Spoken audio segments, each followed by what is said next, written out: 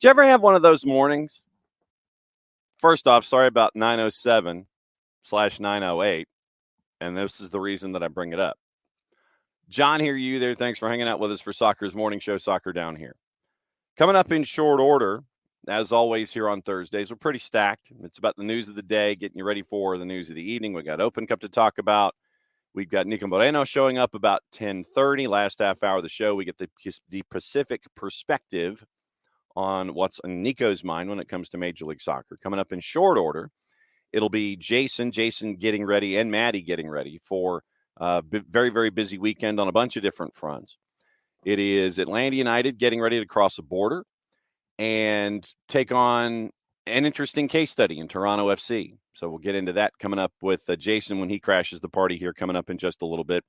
Teams getting ready at the Children's Healthcare of Atlanta training ground, and they are getting ready for road trips if you're talking first team, not a road trip if you're talking second team and the twos, because the twos have Carolina Core coming up in short order this weekend. Another 3 o'clock start Sunday afternoon up at the Fraction. You can catch that action here on the network. And a pregame show at 2:30, and action starts at 3 o'clock, and you'll have your full postgame show afterward as well. If you missed it, Maddie caught up with the head coach of first-year club Carolina Core, Roy Lassiter. And that was a great conversation. So if you missed that and the conversation getting everybody acquainted with Carolina Core, so you can catch up there, get you ready for the matchup coming up this weekend with Atlanta United 2 and Carolina. Once again, 2:30 on Sunday afternoon kicks that all off. John here, you there. And like I said, apologies for 907 and 8. It's already one of those mornings. And traditionally, when I'm starting all of the processes to get the show going, there literally is a certain process. There's a certain flow chart to hit buttons to make sure that, okay, here's the show, and here's what you're seeing, and here's what everything is going on. I failed to follow that protocol this morning. So literally at 9:05, morning, Abby. Literally at 9:05 this morning, I thought I'd done everything in the line to get everything all ready for the show. And I just started talking. Literally 9:05, I just was like, blah, blah, blah, blah, blah, blah, blah. Everything that you just heard was coming out of my mouth at 9:05. Unfortunately, there is a button that I have to push to make sure that you guys hear it as well. It's called Go Live. So I could do all of the pre-set up humanly possible. I could do all of that. Problem being, if I don't hit the Go Live button, all I'm doing is just talking to nobody here in the office. Well, actually, me and the Rowdy Man. Rowdy Man decided to come wandering downstairs.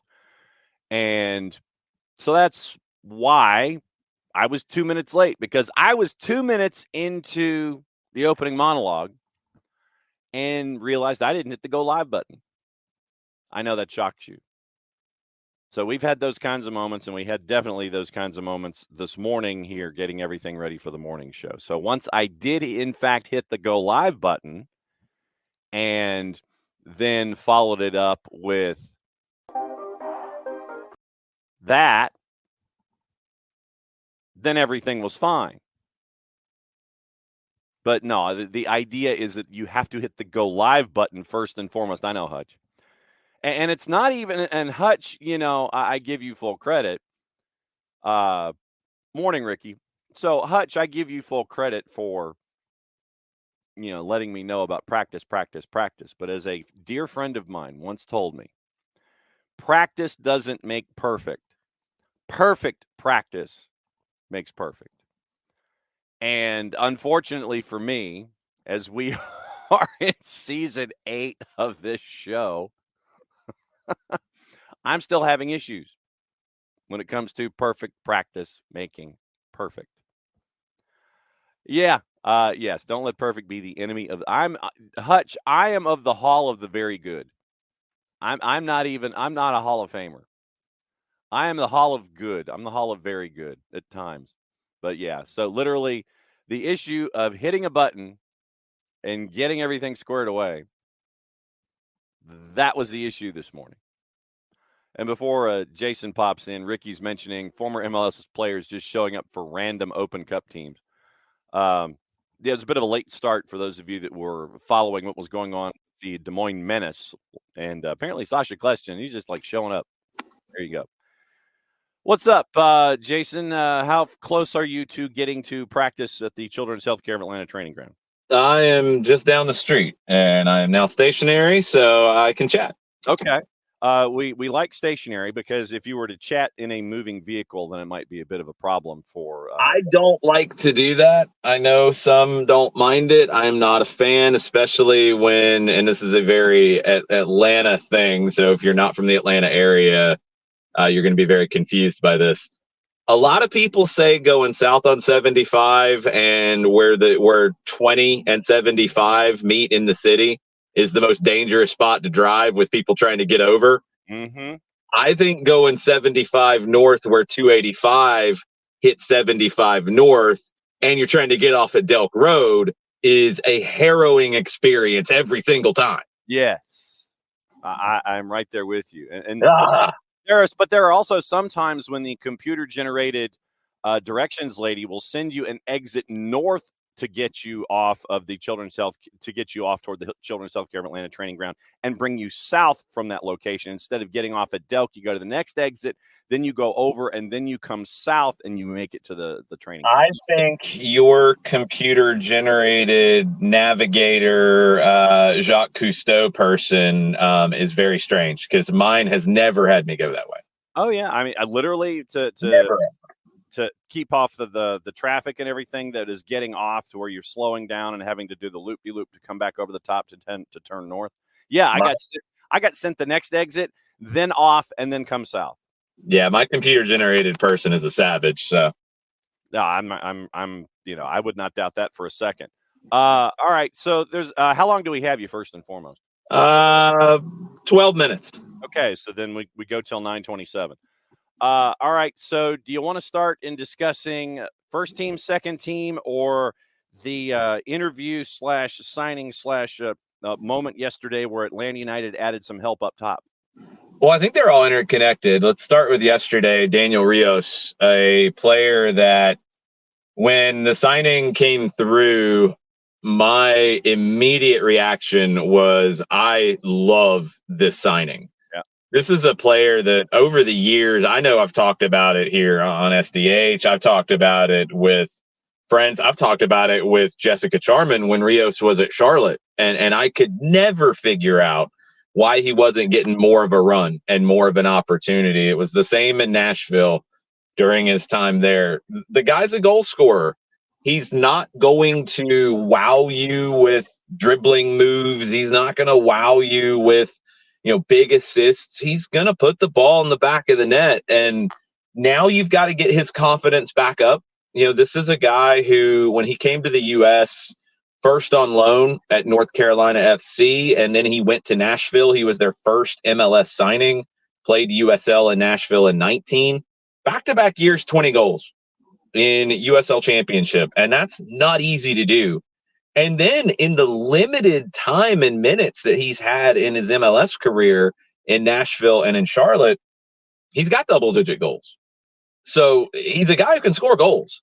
He's different than Jamal TRA in terms of that backup striker role. So it's really good for Gonzalo Pineda and his staff to have two different profiles in that role behind Yorgos. It's going to push TRA, who's been a little injury prone. It's going to give Rios an opportunity. And I think both of them are going to get service from the guys around them, whoever that permutation is this week and or in the future. But I love the signing. I think he is a guy who just hasn't had enough opportunities. And now you just got to get him back into the flow, build that confidence up. And I think it'll be a good signing for this club. He's been a guy who's been in the score sheet against Atlanta United, and he also had a 4-goal outburst in one of his matches up in Charlotte. So not unfamiliar for a double negative this early in the morning, that he is a goal scorer in Major League Soccer and knows how to do that. Yeah, he's a good striker, and I think he is He's a starter for some teams in MLS. I think he should have got more time in Nashville and in Charlotte, especially in Nashville, where they were constantly searching for a striker in those first 2 years. He could have solved some problems for them. And in Charlotte picked him up, and he could have solved some problems for them too, especially if they had realized that Karol Swiderski maybe wasn't the 9. And if they had played Rios up there, he might still be there, honestly, instead of them going to get Enzo Capetti. So all of that said, he's been back at Chivas. He hasn't played a ton. You got to get him back in rhythm. And that's going to be the challenge to make that happen quickly. But in a perfect world, and we'll put this weekend to the side, in a perfect world, you've got him hitting on all cylinders once you get into the summer, where we'll find out this weekend if Greece gets qualified for the Euros. And if they do, you're going to have Yorgos Giacomakis away for a good period of time. When it comes to Atlanta United and Orlando City, what I usually like to do with guests that join midweek and beyond is, let the thoughts ruminate, marinate a little bit, and let them sit to the side. Now that you've had a couple days to kind of let that win ingest in your brain a little bit, is there anything else that has popped up in your thinking back over that particular win when it comes to getting full points in a game that you really needed to get full points at home? Yeah, I guess the biggest thing is just the way that Atlanta figured out how to solve the problems that were presented on the night. And there were two different things that stood out to me. Luis Muriel was very dangerous playing in that free role. I mean, Orlando on the team sheet was a 4-4-2. It really played a little bit more like a 4-1-3-2 in a lot of ways, or a 4-1-4-1, depending on how you want to put it. This is why formations are overrated, as I've said for years. Yeah. But Muriel was the wild card. He was listed as a forward. He played as a forward some. He dropped in as a 10 some. He played out wide some. He kept finding pockets of space, and ultimately kept him off the board. Yeah, he was dangerous at times, but they were able to solve that. And then on the other side, they were able to solve being a little bit cleaner on the ball and a little bit better on the ball as they went. And Orlando, I give Orlando full credit, and you have to give Oscar Pereira a ton of credit just for being the manager that he is. That was a tired team, and they didn't really play like a tired team. They were able to fight through it. They harassed Atlanta in build-up. They made it difficult to create opportunities, but Atlanta found a way. And these are the games that are going to happen this season. Sometimes you're not in rhythm. Sometimes you've got guys who aren't having their best night at the office, and you have to find a way to get it done. And they did. You're coming into this road trip to BMO Field without 6 guys because of international duty. That turned into 7 because of the injury to Stian Gregerson. We don't have an ETA on any kind of recovery or getting back to full health to have him in the lineup. When it comes to what you are anticipating, not necessarily even starting 11-wise, but roster-wise, travel party-wise, heading north, what are you looking for first and foremost with Atlanta United heading to Toronto? How much of a twos influence are we going to have here, and how much of it is the depth that was constructed for moments like this for Atlanta United with this match coming up this weekend? Well, this is why you build the depth that you do, and that includes Atlanta United too, because there's I'd say a decent chance that you see a short-term call-up or two, and mostly for depth. Somebody like Javier Armas comes to mind for me because he spent so much time with the first team in preseason. You're missing Jay Fortune. You're missing Bartosz Slisz. So that's 2 in that holding midfield spot. Dax McCarty, I would think, would go into the starting lineup here. And then you need some extra cover. You're going to see guys who are on the first team roster who will play a good bit for the twos this year. That's a different conversation. I think in terms of short-term call-ups, Armas is the one that I look at. Noble Okello would be the other possibility. Be a homecoming for him going back to Toronto.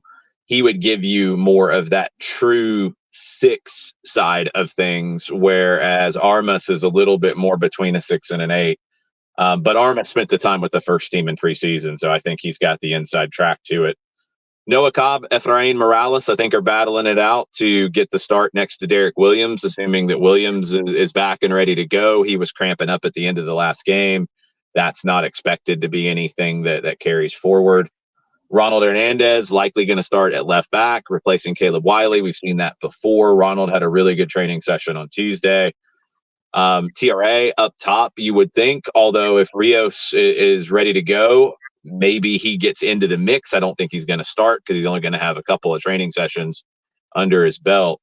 And by the way, Rios has a green card, so you're not worried about a work visa for him. You do have to get the international transfer certificate processed. That's an easy process. That's faxes back and forth between federations. So barring any complications with that, he should be eligible for this weekend, but you have to assess him. You have to get some sessions with him. I think he potentially would come off the bench.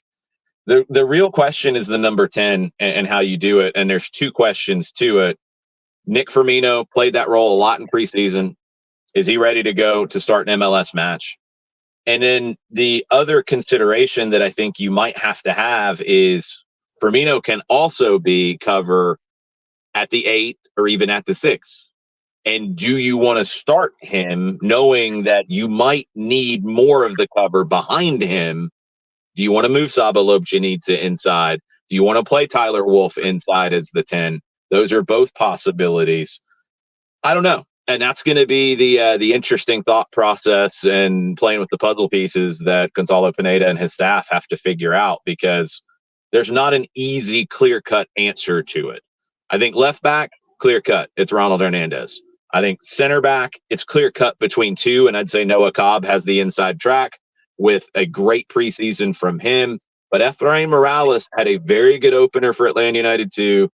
He has been very good in preseason as well. Gonzalo Pineda has shouted him out multiple times. I don't think it's a slam dunk that Noah Cobb is the starter next to Williams. I think Morales will be the cover at center back. But that's where you're at is you've got some that are easy and you've got some that we just don't know how you're going to solve the absence. 2-minute warning, and we're going to go inside CFL rules so that way you can get to practice. But then that creates the trickle-down effect for us this weekend because Carolina Core comes to town. It's another matchup on the network starting at 2:30 with a pregame show on Sunday. So Steve Cook, while having to navigate his own ideas, is going to be keeping an eye on Toronto to figure out what his roster is going to look like on Sunday afternoon in MLS Next Pro. Well, yeah, and here's the other trickle-down effect. It's good that this is this week and not next week, because Generation Adidas Cup is the following week for Atlanta United's academy teams. This week, all those guys are available, and what you might see as players go up to the first team from the second team and potentially play, get home at 3 a.m. or so, and then turn around 12 hours later and have a kickoff against Carolina Core. I don't know if they're going to be able to make that quick turn. You might look at the U19s, the UPSL team, sending more guys up. Somebody like Matthew DeJaney, who had 4 goals in the opener, was the Golden Boot winner in UPSL last season. Maybe he gets that opportunity in MLS Next Pro. Bane Smith, Stephen Herlock, they both got on the board against Dalton United. You might see some of those guys move up, and then that means you might see some of the 17s move up and play in UPSL on Saturday afternoon. So you're going to see movement across all the teams. That's why you have a whole club. That's the whole point here. For the twos match on Sunday, it's going to be really interesting. The one thing I'll remind people of is, remember last year, this time of year, this window, when Firmino and Alan Carlton and Luke Brennan all went with Atlanta United to Columbus and didn't feature in that game. But then they turned around and it was 24 hours after the game. You're not going to have quite as many hours to work with, but they turned around and all played for the twos the next day. That was a 7:30 kick for the twos the day after. This one's a 3 o'clock. It's going to be tough. Yeah. But I think you could see some minutes out of some of those guys, especially if they don't play in Toronto. They're there for cover, which you have to have. Maybe they're able to give you 20, 30 minutes off the bench on Sunday for the twos. We'll see. before you go really quickly, Ropes wants to know about Matias Gajardo being a possibility in Toronto. Yeah, he's another one.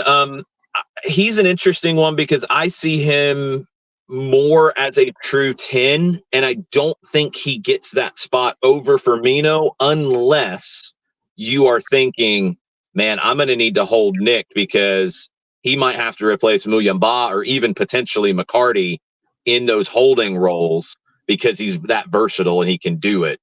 One thing that I will say that I saw in training on Tuesday, they were doing some, to really simplify it, some offense versus defense sessions. And the defense, it was line of 4 plus 1 in front, a holding midfielder.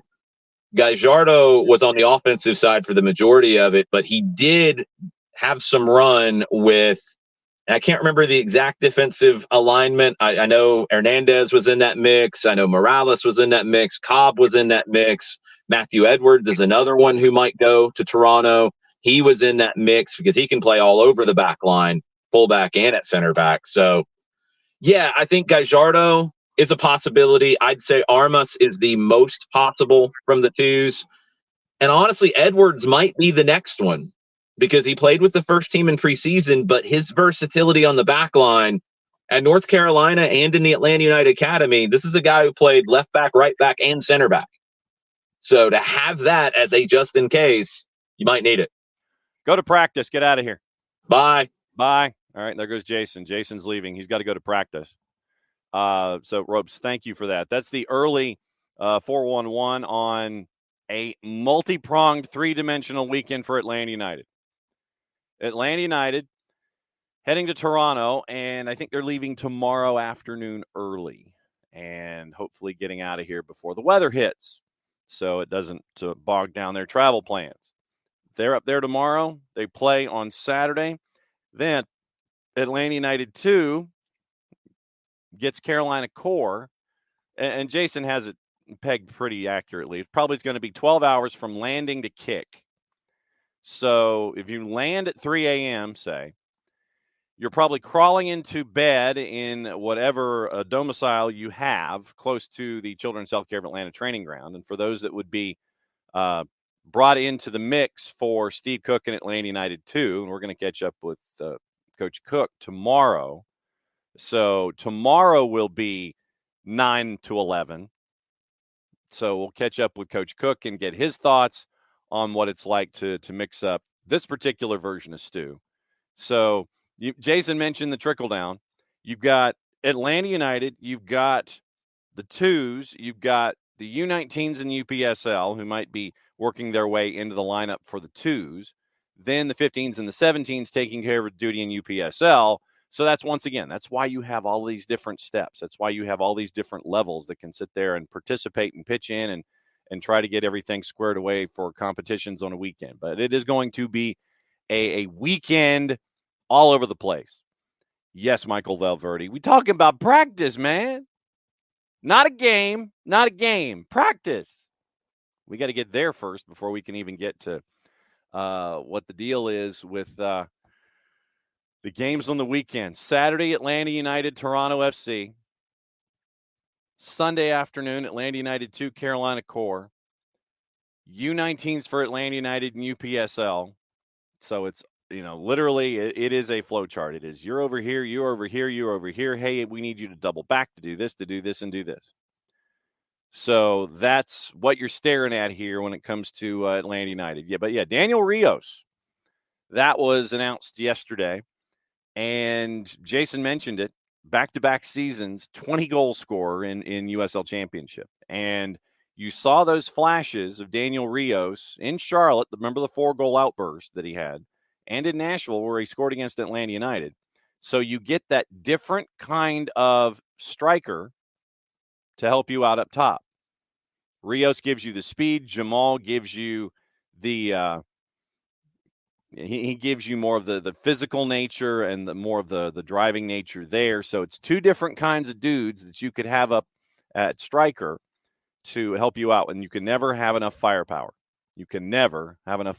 So this is another great piece of work by Carlos Bocanegra in the front office, finding a loan deal and bringing Daniel Rios in, proven in Major League Soccer. And as Jason said, Jason's been very, very high on Daniel Rios as an individual because of what he's been able to show in USL Championship, what he showed, but wasn't given the opportunity to show more in depth in our activities in Major League Soccer with him here in the other two teams in the footprint.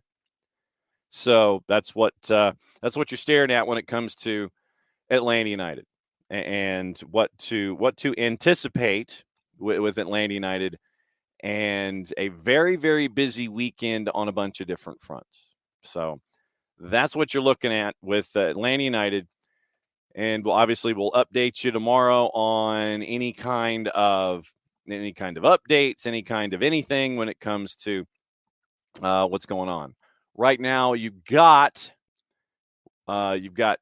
European activity going on, and that was the other thing that I was looking for. No, I don't want to. We'll talk about Todd Bowley eventually, but scores yesterday before we get into opening kickoff and get you ready for Nations League tonight. Paramount Plus and Univision.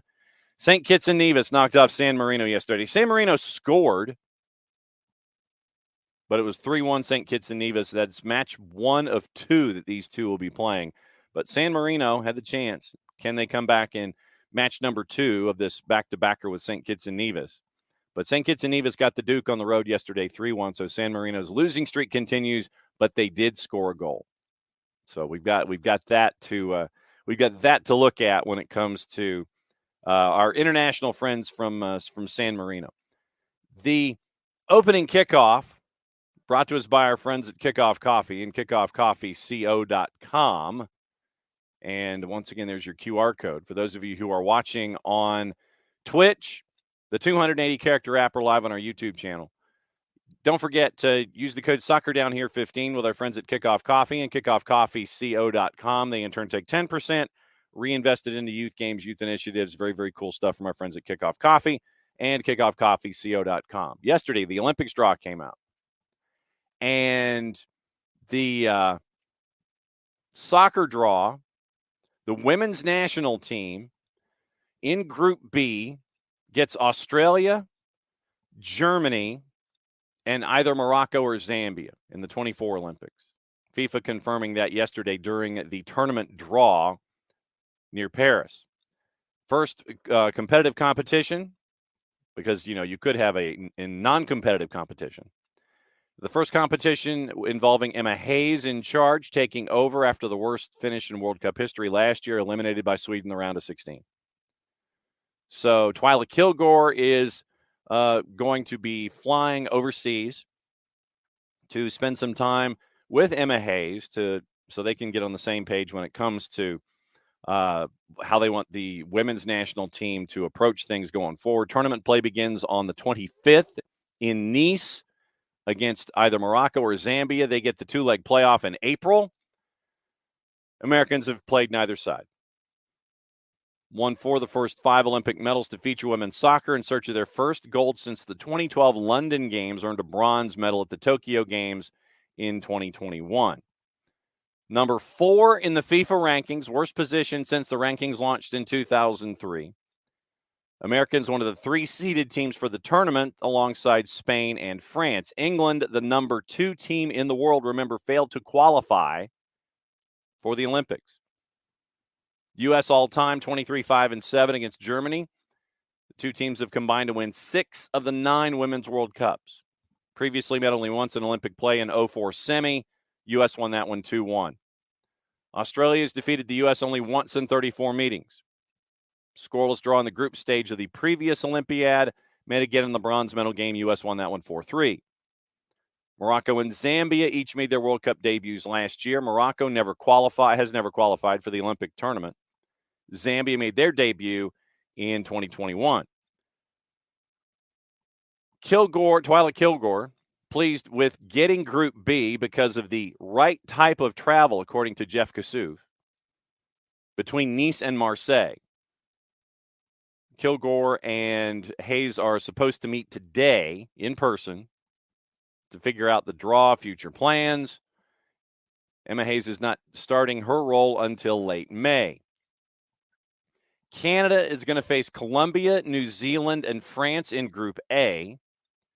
Spain is in Group C alongside Japan, Brazil, and the April playoff winner between Nigeria and South Africa.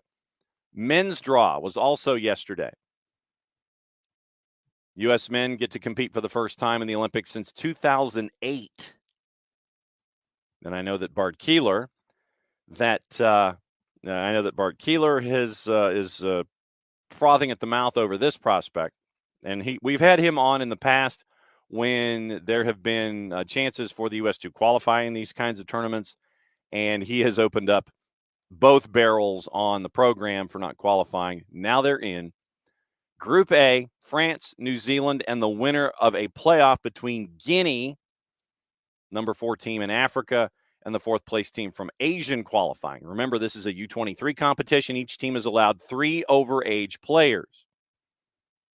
Marko Mitrovic said, first, I believe we've got enough talent to compete. That's the starting point. Second thing, the commitment the players have is also something very appreciated from the whole staff. Then the excitement, actually, that we have to go to the Olympic Games and the positive vibes that makes us, I would say, confident, but also I believe we're going to be ready for the challenges ahead of us in the Olympic Games. So Marko Mitrovic at the news conference, he's quite happy about things, and we'll see how it lays out. But that is the layout for both men's side, women's side in the 5-ring circus coming up in short order. And next time we have Bart on, and it may end up being tomorrow, considering that Nations League is tonight with the U.S. and Jamaica. And we'll get into that discussion in just a little bit. But after U.S. and Jamaica in the Nations League semi, Bart anticipates joining us tomorrow. My guess is Bart will be joining us right out of the blocks before we talk to our friends from Beyond Goals Mentoring, hopefully at 9:30. Get you ready for the weekend whip-around, patent pending, trademark coming sooner, hopefully rather than later at 10 o'clock. Get you ready for the weekend across all divisions. And we're out at 11 o'clock tomorrow morning because we got to catch up with Steve Cook on a very, very busy weekend for Atlanta United across the board. But 7 o'clock Paramount Plus tonight, U.S.-Jamaica CONCACAF Nations League semi. They're blowing up their coverage. I think they're going to start their coverage. They probably already started their coverage with morning footy. And Paramount Plus will be discussing it all day long, as they should.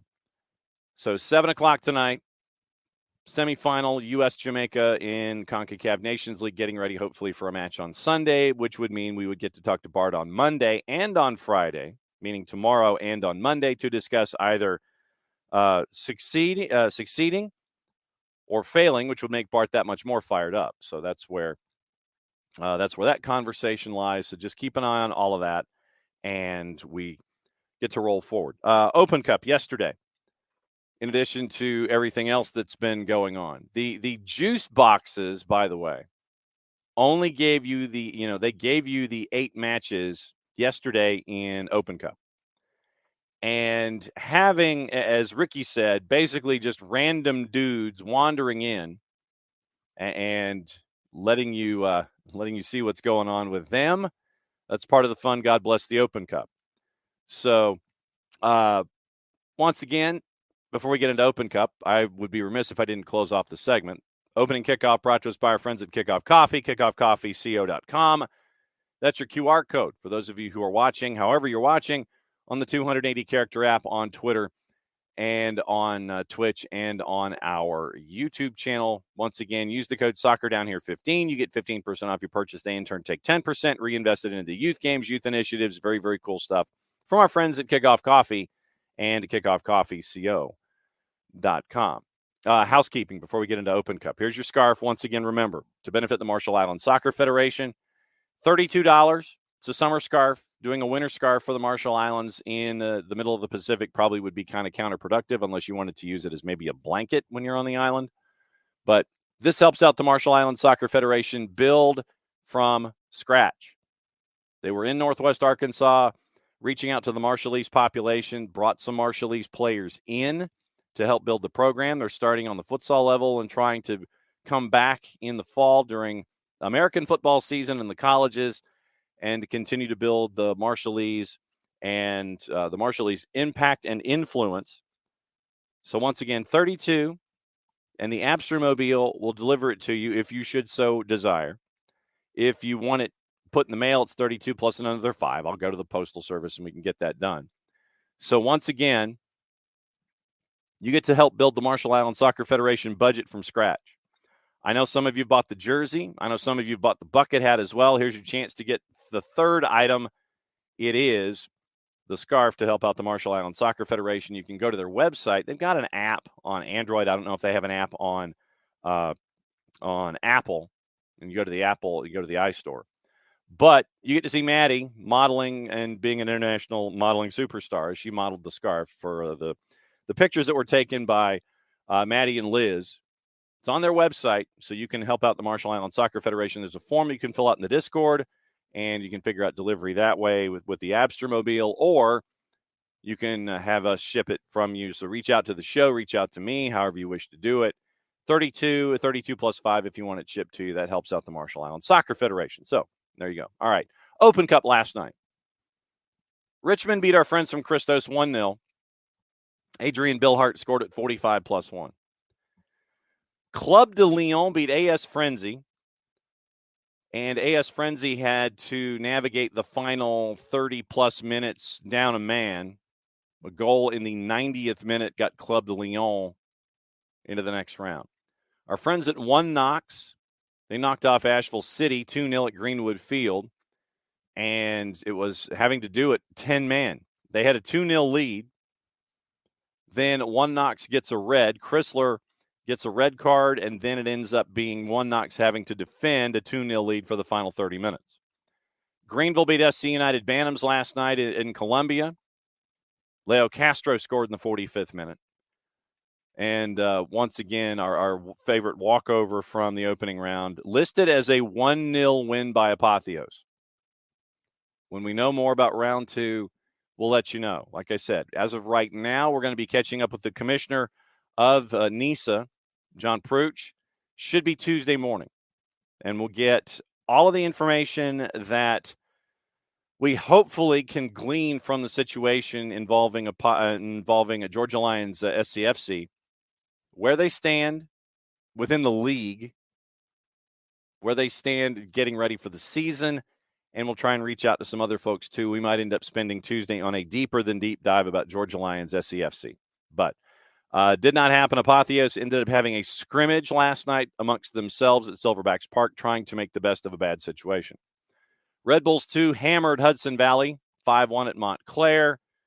Hudson Valley had a red card in the 12th minute, and that pretty much opened up the floodgates for Red Bulls 2. 2-0 at the break. It was 5-0 at one point, or 4-0. Actually, it was 3-0. So 3-0.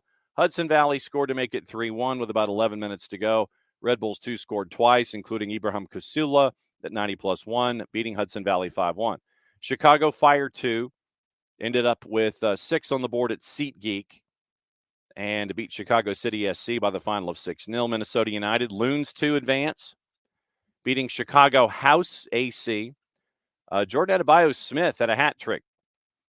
Had a brace within 3 minutes. 90 plus 5 made it 3. So Loons 2 over Chicago House 3-0.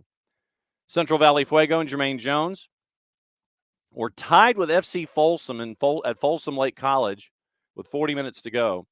Got a goal with about 8 to go. They advanced 2-1. Spokane Velocity beat Ballard in Seattle last night with a goal at 90 plus 7. So Velocity advanced. Capo and Des Moines Menace went to penalties. Des Moines Menace at J. Serra Field in San Juan Capistrano, California, ended up with going to penalties tied at 2. Des Moines wins 5-4 on penalties.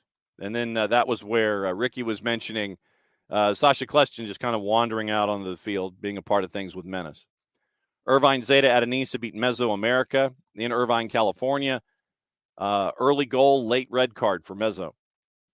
And then LA Force in Nisa beat Redlands FC at Long Beach Community College. And that final was 2-1. So no real surprises other than perhaps the length of some games. Des Moines Menace getting the win. Took them a while. And then you get the teams putting up the big numbers and then other folks just kind of squeaking by. So no real surprises in day number 2 of the opening round of Open Cup. Next matches for Open Cup. You've got 6 of them today, and they're all in the Eastern time zone. All in the Eastern time zone. So there's plenty to play with when it comes to Open Cup. And like I said, we got qualifying going on right now. We got friendlies going on right this very second across the board. AFC, African qualifying for the World Cup. Just to give you updates for you true degenerates. Late, Uzbekistan beating Hong Kong 2-0. China leading Singapore 2-1 with 30 to go. Indonesia, Vietnam just underway. Iran, Turkmenistan's at noon. Oman, Malaysia is at 2, along with the UAE and Yemen. Palestine, Bangladesh at 2:30. They're playing in Kuwait City. Qatar and Kuwait playing at 2:30. They're playing in Doha. 3 o'clock, Afghanistan, India. India's a minus 250. Iraq, a big favorite at home at 3 o'clock in Basra, taking on the Philippines. Nepal and Bahrain. Bahrain's a minus 3,300 at 3 o'clock. Saudi Arabia and Tajikistan playing in Riyadh. Saudi Arabia is a minus 310. Earlier this morning, the Kyrgyz Republic beat Chinese Taipei 2-0. Jordan beat Pakistan 3-0. Australia shut out Lebanon 2-0. Jordan Corey got the call-up for the Lebanon national team from South Georgia Tormenta, by the way. Very cool there. Japan over North Korea 1-0. South Korea, Thailand tied at 1. Myanmar and Syria tied at 1 as well.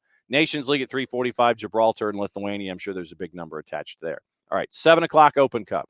2, 4, 6, 8, 9, 10 matchups tonight in Open Cup. Steel City and Michigan Stars, that one is at 7 o'clock in Pittsburgh. Carolina Core gets to play Nova, Northern Virginia FC. And if you were looking for Bill Hamid, you found him. He's at Nova. Michigan Stars, by the way, favored at a minus 357. Nova, a big underdog. Carolina Core is a minus 222 on the board at 7:30. Chattanooga Red Wolves at Central High School in Harrison, Tennessee, taking on Brockton FC United out of Brockton, Mass. Red Wolves are a minus 1,000 in some juice boxes. Minus 1250 in the composite, courtesy of our friends at Odds Portal. Also at 7:30, Crown Legacy at Matthews hosting South Carolina United Heat. Crown Legacy's a minus 1667. I don't think anybody as an odds maker in a composite wants to have anything that's a minus 1666. I think that just got adjusted. I've never seen a plus 666 as a favorite. I've never seen the minus 666 plus 666 as an underdog, a minus 666 as a favorite, or a minus 1666. It's always like 667 or 665. It's either side of the equation. I've never seen a minus 666 or plus 666. Thank God. Also on the board, FC Motown, troublemakers in Open Cup, because they'll bring in some very old MLS players to help out. They're playing NYCFC 2 at Montclair. Odds on that one, NYCFC 2, a minus 147. FC Motown is basically a plus 295. Charlotte Independence, and for those of you that missed the interview that we did with Mike Jeffries, head coach and general manager of the Independence, leading into Open Cup, they're playing what they refer to as VE. Vereniging Erzgebirge. They're just playing VE in their mind. They have to travel to Langhorne Manor, Pennsylvania, and Cairn University to take on VE tonight. And that one's not on the board. Although some circles, I'm sure, have it. 7:30, Western Mass Pioneers in Ludlow, Massachusetts are hosting the Murder Owls of Union Omaha at a minus 180. That's about right. Western Mass Pioneers at 7:30. The Lubbock Matadors and our friend Michael Hitchcock host Arizona Monsoon out of Nisa at Lubbock Christian University, 8:30. Dick's Sporting Goods Park Rapids 2 hosting Azteca FC, and Ventura County FC, otherwise known as Los Dos now. Los Dos is now known as Ventura County FC, where MLS Next Pro is continuing to try and find ways to market their products outside of venues and outside of cities. So Los Dos hosting Irvine Zeta FC2, and that one is at 10:30 across the network. So 10 matches, very, very busy day when it comes to Open Cup. And you know that you can go to ussoccer.com and you can watch them all and fall completely in love with the tournament. Yes, Mozos, Lubbock Matadors game day, baby, yes.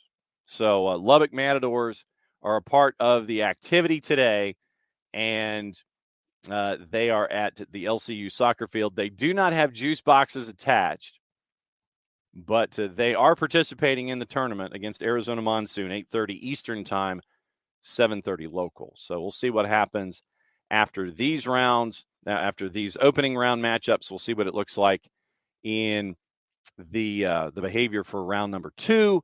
We'll see what happens. But Mozos, glad to have you. I think this is one of the first times that you have spoken on the Twitch pitch. We welcome you.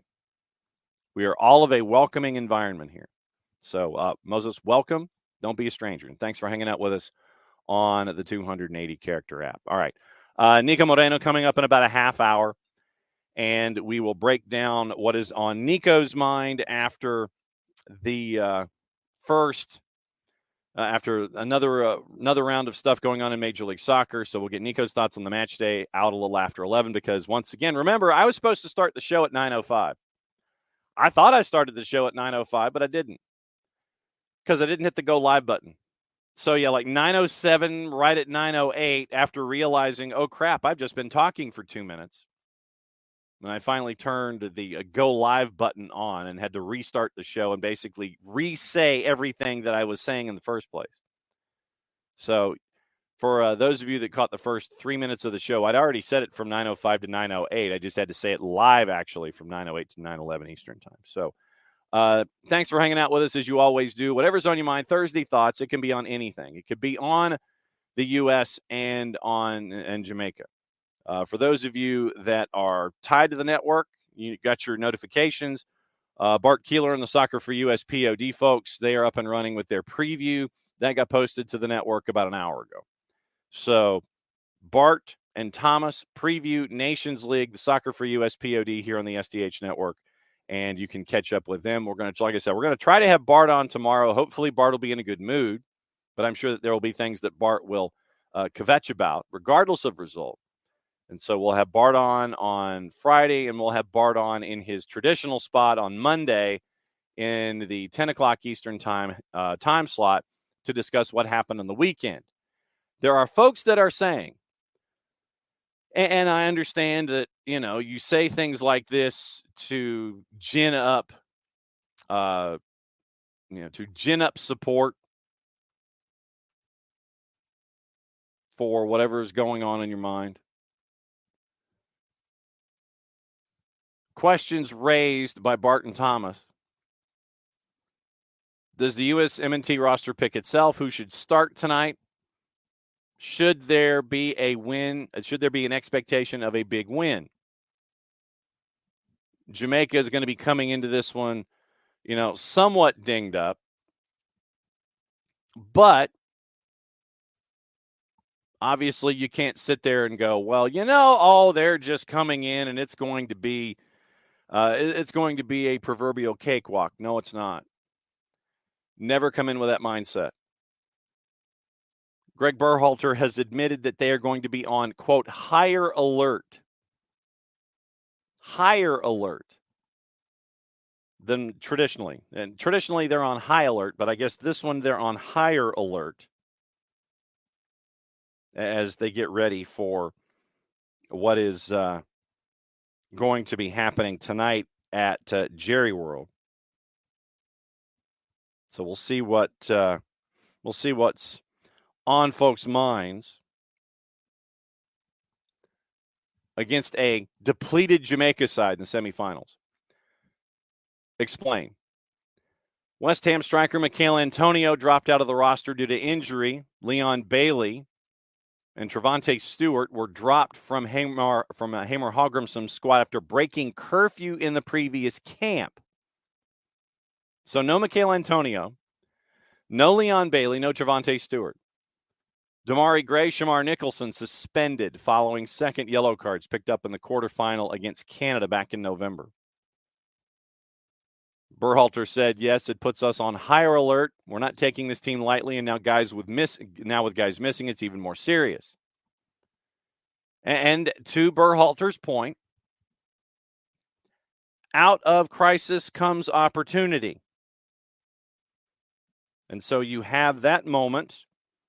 If you are part of the Hallgrimsson 11, to get laid out right there in front of you.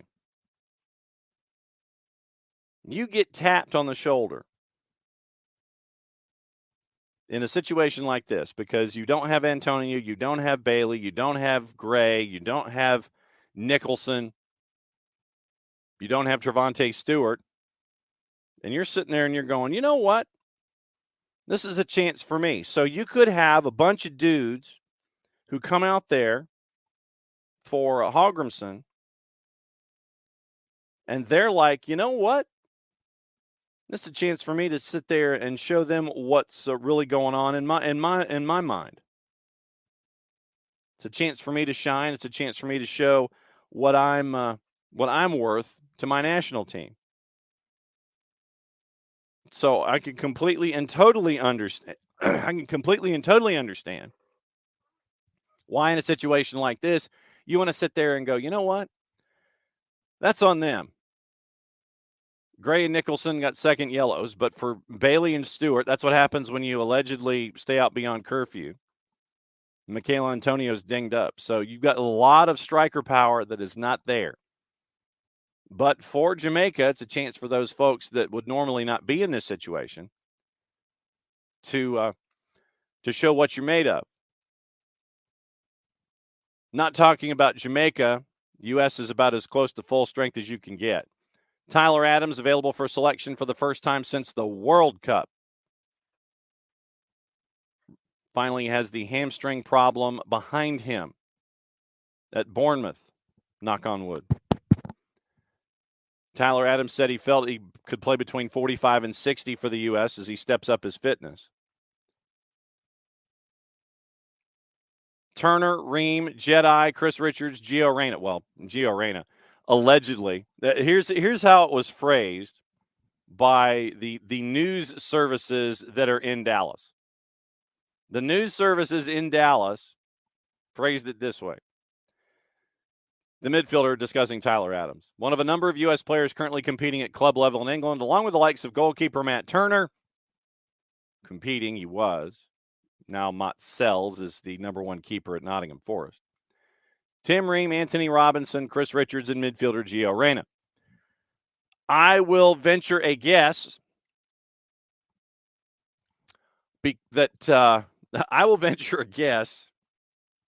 that possibly, probably, maybe, that Gio Reyna will play more minutes in this weekend of two matches than he has since he has been moved to Nottingham Forest.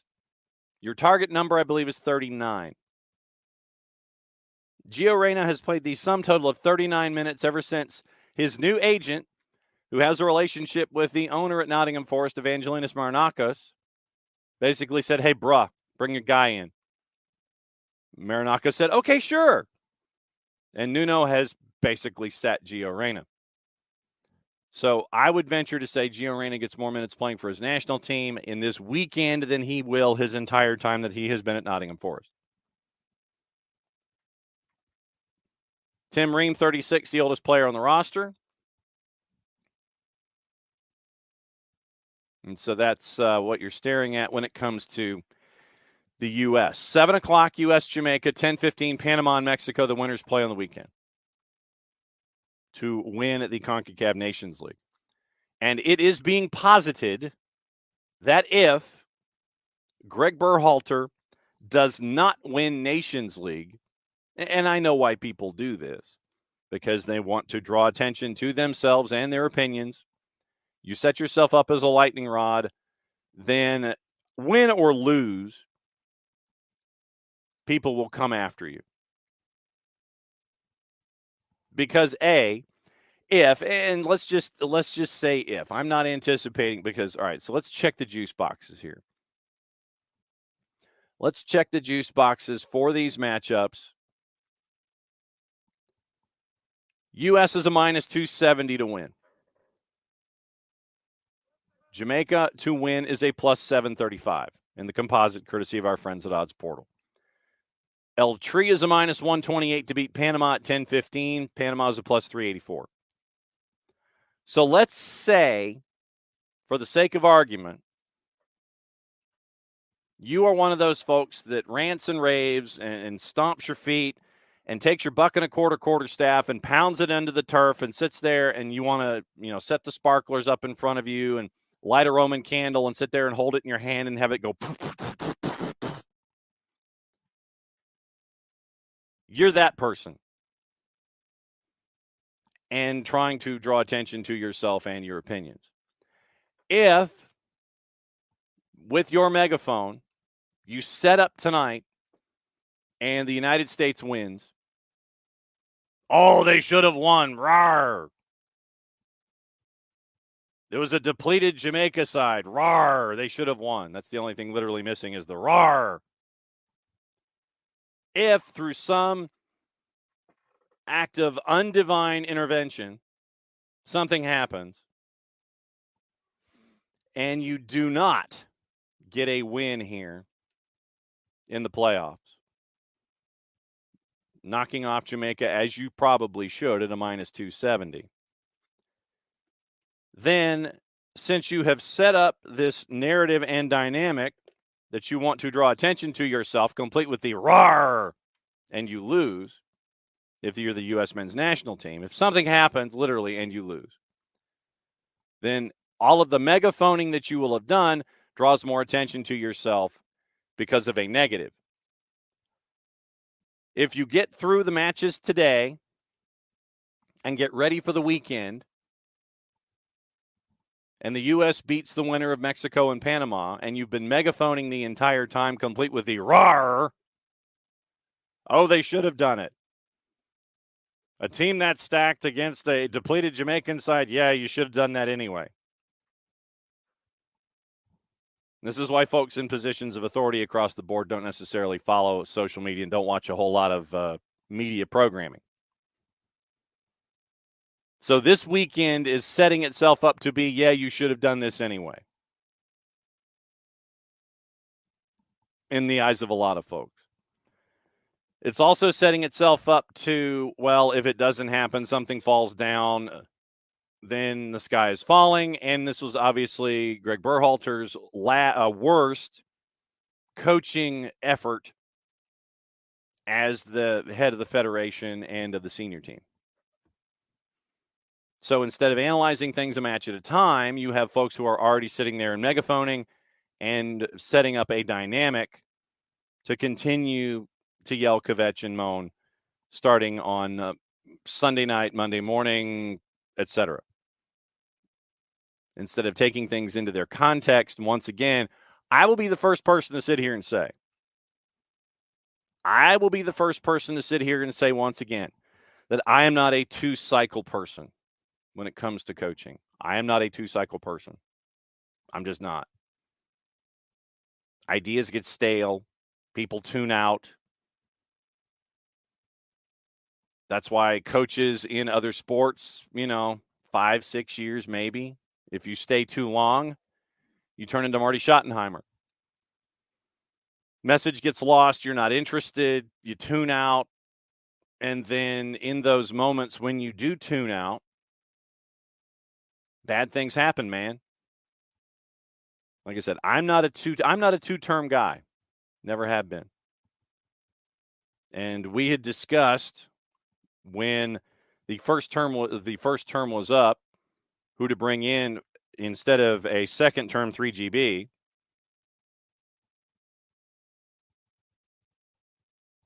And we now have second term 3GB. But the narrative is already being set up. Since you are in a semifinal, if the U.S. does not win this tournament, rawr!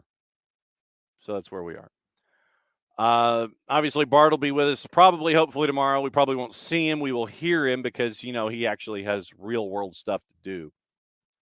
But It will be intriguing tonight at 7 o'clock. At least it's the early game, East Coast time, to get your audience in the Eastern time zone across Paramount Plus and all of the other networks that are out there. But yes, get your roaring out of the way. Exactly. David mentions, yes, I had to retake the opening kickoff because the ball was still rolling. It was a hell of a lot more than that, David. I had kicked the ball thinking that the keeper was off his line and got it into the back of the net. And I'm celebrating, but there's no one there to watch it because the cameras weren't turned on. That's how bad it was. Yeah, it is the farm pitcher no-hitter syndrome. Absolutely. Got to stay focused. Talking about the USMNT. Michael's right on. Instead of having the guy called up from AAA who goes 5 2/3, gives up a run, and keeps his team in the game in like the ninth game in 5 days or something like that. That's what you're staring at. You got to focus on you. Make sure that you get done what you're out there to do. That's the biggest thing. And yes, David, you are absolutely correct. It is all Greg's fault Gio isn't playing. It is all his fault. Absolutely it is. Roar! Say it with me. Michael is also hoping that the competition within the squad will keep him motivated. It better. It absolutely better for both Jamaica and the United States. Because in a situation like this, once again, we talk about out of crisis comes opportunity. Out of crisis comes opportunity for Jamaica and for the United States going forward. You want to keep your spot. It's not crisis turning into opportunity. It's more opportunity turning into opportunity. If you have the idea there that you're looking at, I want to start for club and country. You are going to come in motivated, and you're not even gonna blank and look at the opposition in a tournament like this. If your roster is what it is, and this is a stacked blank roster, this is a stacked blank roster. That's what you're looking for here. That is absolutely what you're looking for. You want to make sure you're focused on you. You take care of business, BIDNESS, and you get done what you get done. You want to start? You want to keep going? You absolutely take care of business. So that's where you are. Did you see yesterday? See, and now everybody, and Ricky, I know that, and I know that Ricky mentioned this earlier on. Now I'm to the point to where I might actually try and grab a Sasha Kleshin Des Moines Menace jersey or T-shirt or whatever, just to celebrate what's going on. And then I might have our buddy Kevin Egan see if he can get it signed. But yes, so Sasha Kleshin dialed up in the Des Moines Menace jersey. I thought that was awesome. Yesterday, did you see that the NWSL is pairing up with Liga MX Femenil for a summer cup? I thought this was great. I thought this was a great idea. As much as a degenerate as I am, where I will watch Liga MX Femenil on 2 to NA early on Monday nights, like late in the afternoon and early in the evening, they'll do Liga MX Femenil doubleheaders. And that's a fantastic idea by 2 to NA, by the way. NWSL and Liga MX Femenil are doing a summer cup. 5 groups, 20 clubs.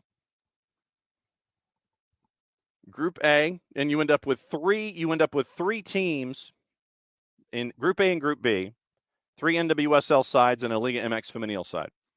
Group A, Portland, Seattle, Utah, Club Tijuana. And they're doing this geographically, which is also great because it cuts down on travel expenses. Group B, Angel City, San Diego Wave, Bay FC, and Club America. Group C, Kansas City, Houston, Tigres, Pachuca. Group D, Gotham, Washington, Red Stars, and Chivas. Group E, Orlando, Courage, Racing Louisville, and Rayadas de Monterrey. New tournament, 20 teams, the 6 best Liga MX teams based on points last year. Kicks off July 19, 30 matches, 5 groups. 4 best group winners advance to the semis on August 4. Final gets played in a FIFA window just before Halloween. All but one match, Tigres and Pachuca in Monterrey, is scheduled to be played in the United States. Very, very cool idea. Morning, Modiflow. Very, very cool idea, and a kudos and a tip of the hat to our friends at the NWSL and Liga MX Femenil. And yes, Hutch, involving Gio, it is time for a parent-coach conference, among other things. Michael says, I hope he gets to see the Adams Musa midfield for a little while at least, missing that magic. All right, so then now that Michael has put this to the floor, what do you guys want to see, guys in the collective sense? What are you anticipating out of the match tonight?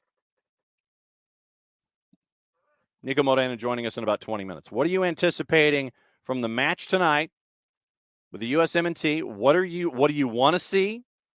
Since Michael has pushed the Adams Musa midfield idea, what do you want to see out of the match tonight? What are you looking for? What are you hoping for other than a win? I mean, I know obviously, unless you really want to root against the Stars and Bars, what are you looking for tonight in the USMNT match, in the CONCACAF Nations League semi? I want to know what you're looking for when it comes to lineup, when it comes to result, when it comes to relationships. What are you looking for? Who do you want to shake off? Who do you want to have shake off the rust? Who do you want to have work their way through it? What do you want to see tonight, 7 o'clock, as we get you ready for the U.S. and Jamaica? And Rich, welcome back, by the way. Hey, yo. See, now, if you were to take the matchstick or the toothpick and just sit there and flick it right at the computer monitor, everything would be complete. And that reminds me, I need to add that one as another one of the drops that I need to add. Because yesterday, when we went through all of the drops for Tyler, the Scott Hall drop was not among them. So I need to add that to the mix. So I need to add that. I need to add that to the drops that we have in addition to everything else. I've got a list, by the way. I have a list of drops that I need to pull, that I need to add to the stacks. That is one of them. Rich, thank you for doing the Lord's work and reminding me that I need to pull that and I need to add that drop to our hotkeys. So USMNT tonight, what are you anticipating? What are you expecting? What do you want to see? Hopefully, as it leads into a matchup in the finals against the winner of Panama and Mexico at Jerry World in front of a crowd slightly larger than friends and family. So there's that to look into this morning as well. But yeah, the NWSL Liga MX Femenil to work its way through. Really looking forward to that. Really looking forward to seeing that continue to grow as well. And I know that some folks were out there and they were ishing on just saying what it is, as opposed to coming up with some title like the USL League One Cup with our friends at the Jägermeister, the shot at glory. So you got those kinds of things. Give it time. You've got the tournament. It's out there. Good to know. All right. Let's go overseas for about 15 minutes and take a peek at what's going on over there. From our friends at the Telegraph, I found this interesting. It appears, according to Sam Wallace, that Ben White rejected the England offer to be a part of the national team after a Steve Holland remark about his interest in football. The rift that led to Ben White's self-imposed England exile, and this is from our friend Sam Wallace once again at the Telegraph, began with a comment from Gareth Southgate's assistant Steve Holland in front of teammates at the World Cup last year in Qatar, 2 years ago in Qatar. It understands it eventually led to White asking to come home from their Doha base in November that year. Started with a conversation between the player and Holland in front of other members of the squad. Described by sources as having begun when Holland asked Kyle Walker a question relating to Manchester City's performance in the previous season. When he asked the same of White relating to Arsenal, the 26-year-old said he didn't know the answer. It's claimed Holland responded by saying that was because White was not sufficiently interested in football. That moment apparently ultimately led to the player asking to come home November 30 of 2022. The exchange was understood to have been days before the player asked to leave the England camp in Doha. Until that request was delivered, Southgate and his staff thought that there was no longer an issue between White and Holland. Not so fast, my friend. No row or clash, public or private, between the pair. Subsequent to the initial comment from Holland, the two men did exchange their views in a private conversation on the same day. The FA made the announcement November 30. White had left the hotel in Al Wakra for personal reasons. And yes, I did just use air quotes for those watching the video version. And asked that his privacy be respected.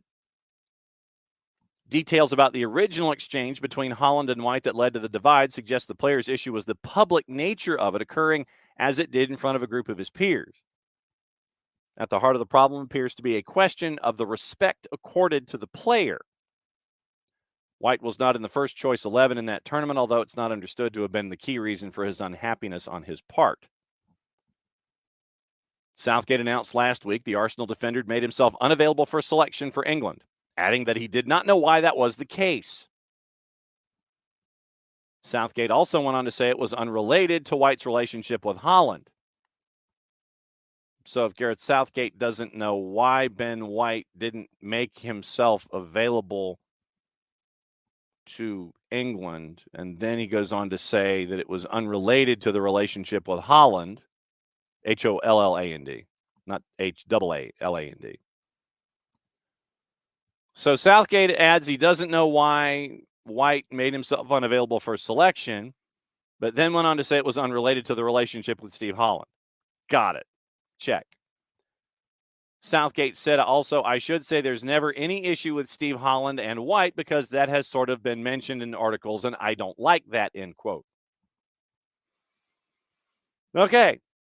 The issues become significant enough. The rift not only saw White return from Qatar just after the final group stage game against Wales, but also meant he's chosen not to play subsequently. Southgate said that there was a, quote, reticence on the part of the player to resume international duty when he spoke to him in the months after Qatar.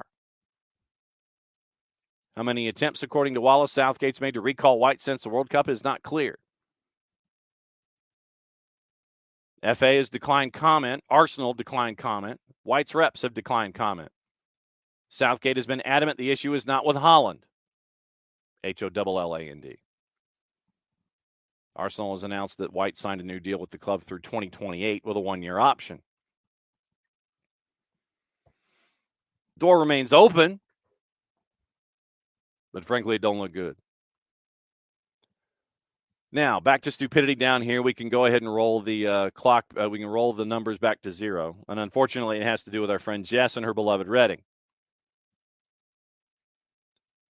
Reading target takeover exclusivity by the end of the month. Dai Young is considering offers.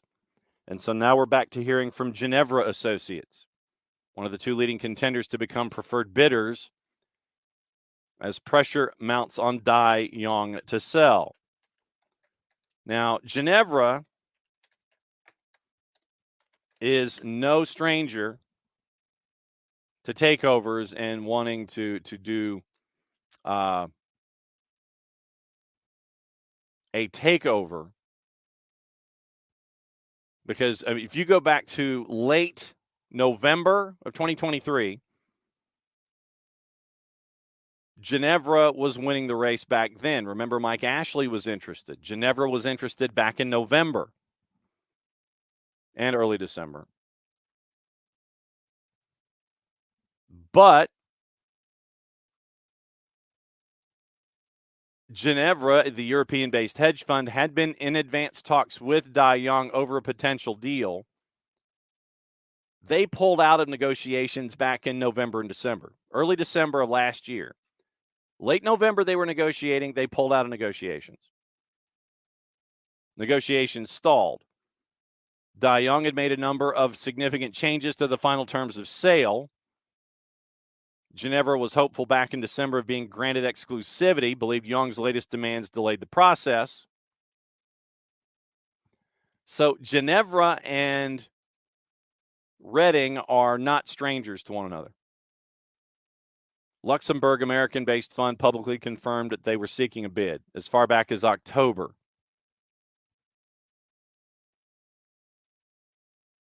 October, November, December.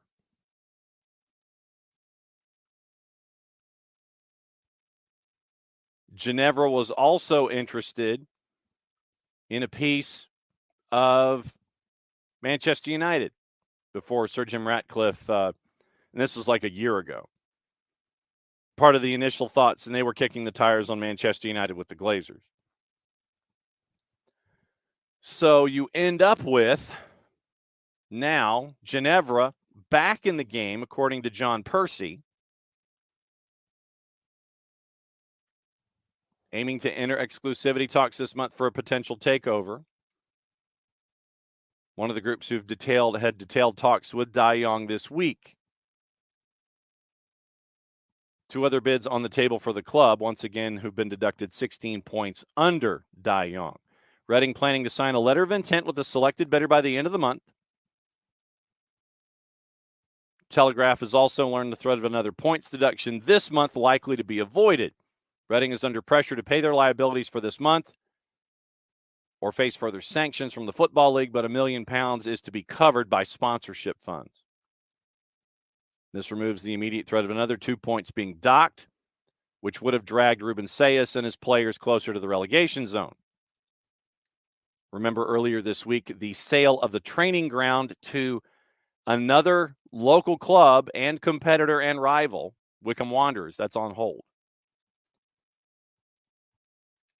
Nigel Howe is helping Dai Yong with the sale, hoping that what we're doing is working through a process that will take 6 to 8 weeks. So, Ginevra back in the game, and so we'll see. Sadly, though, I'm not really holding my breath, considering how many times that Dai Yong has moved the goalposts to make an American football reference. I'm just not. I will believe it when I see it, and that is sad for Jess, for everybody who is in a situation like this with your favorite club. It's disappointing, and once again, let's just go ahead and roll the number back to 0.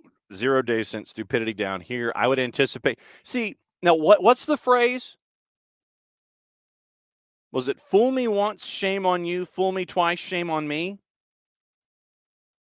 Ginevra's already been down this road once before. What makes them think that going down this road a second time is going to be any different? Like I said, we'll track down Jess, and I know that Jess is one of the busiest working folks in soccer. I want to ask Jess about this. I want to ask her about Charlotte. I want to ask her about Dean Smith. I want to ask her about not that Dean Smith, but the one at Charlotte FC. I've got a bunch of questions for Jess. We've got to figure out when we can have Jess on the show. And yes, I want to talk about Reading. And yes, Hutch. Sorry, Coach, I'm feeling a bit reticent this morning. Yes, absolutely. I've never had that happen in a conversation. Yeah, I'm feeling a little reticent. Although it wasn't a Lake Street Dive lyric in one of their early tunes. But, for Ginevra, what makes them think that things are going to be any different? Does more desperation, is the amount of desperation in direct proportion to the ability to negotiate?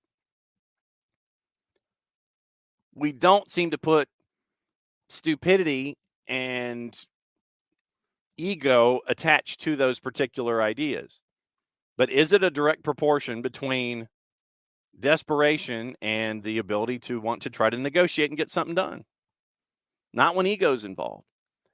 But Ginevra went down this road before. They were ready to do business. Young changed the rules. He changed the negotiating. What makes them think that things the second time will be different? You think you're going to get it cheaper? Young has kept his head in the sand for a lot of the time. He's got a set of ideas. He's going to change those ideas. He'll move the goalposts again. I'm not that optimistic. I don't know why Ginevra is. Hedge fund went down this road once before. Now they're going down it again. Why? Are you that confident that the room will change?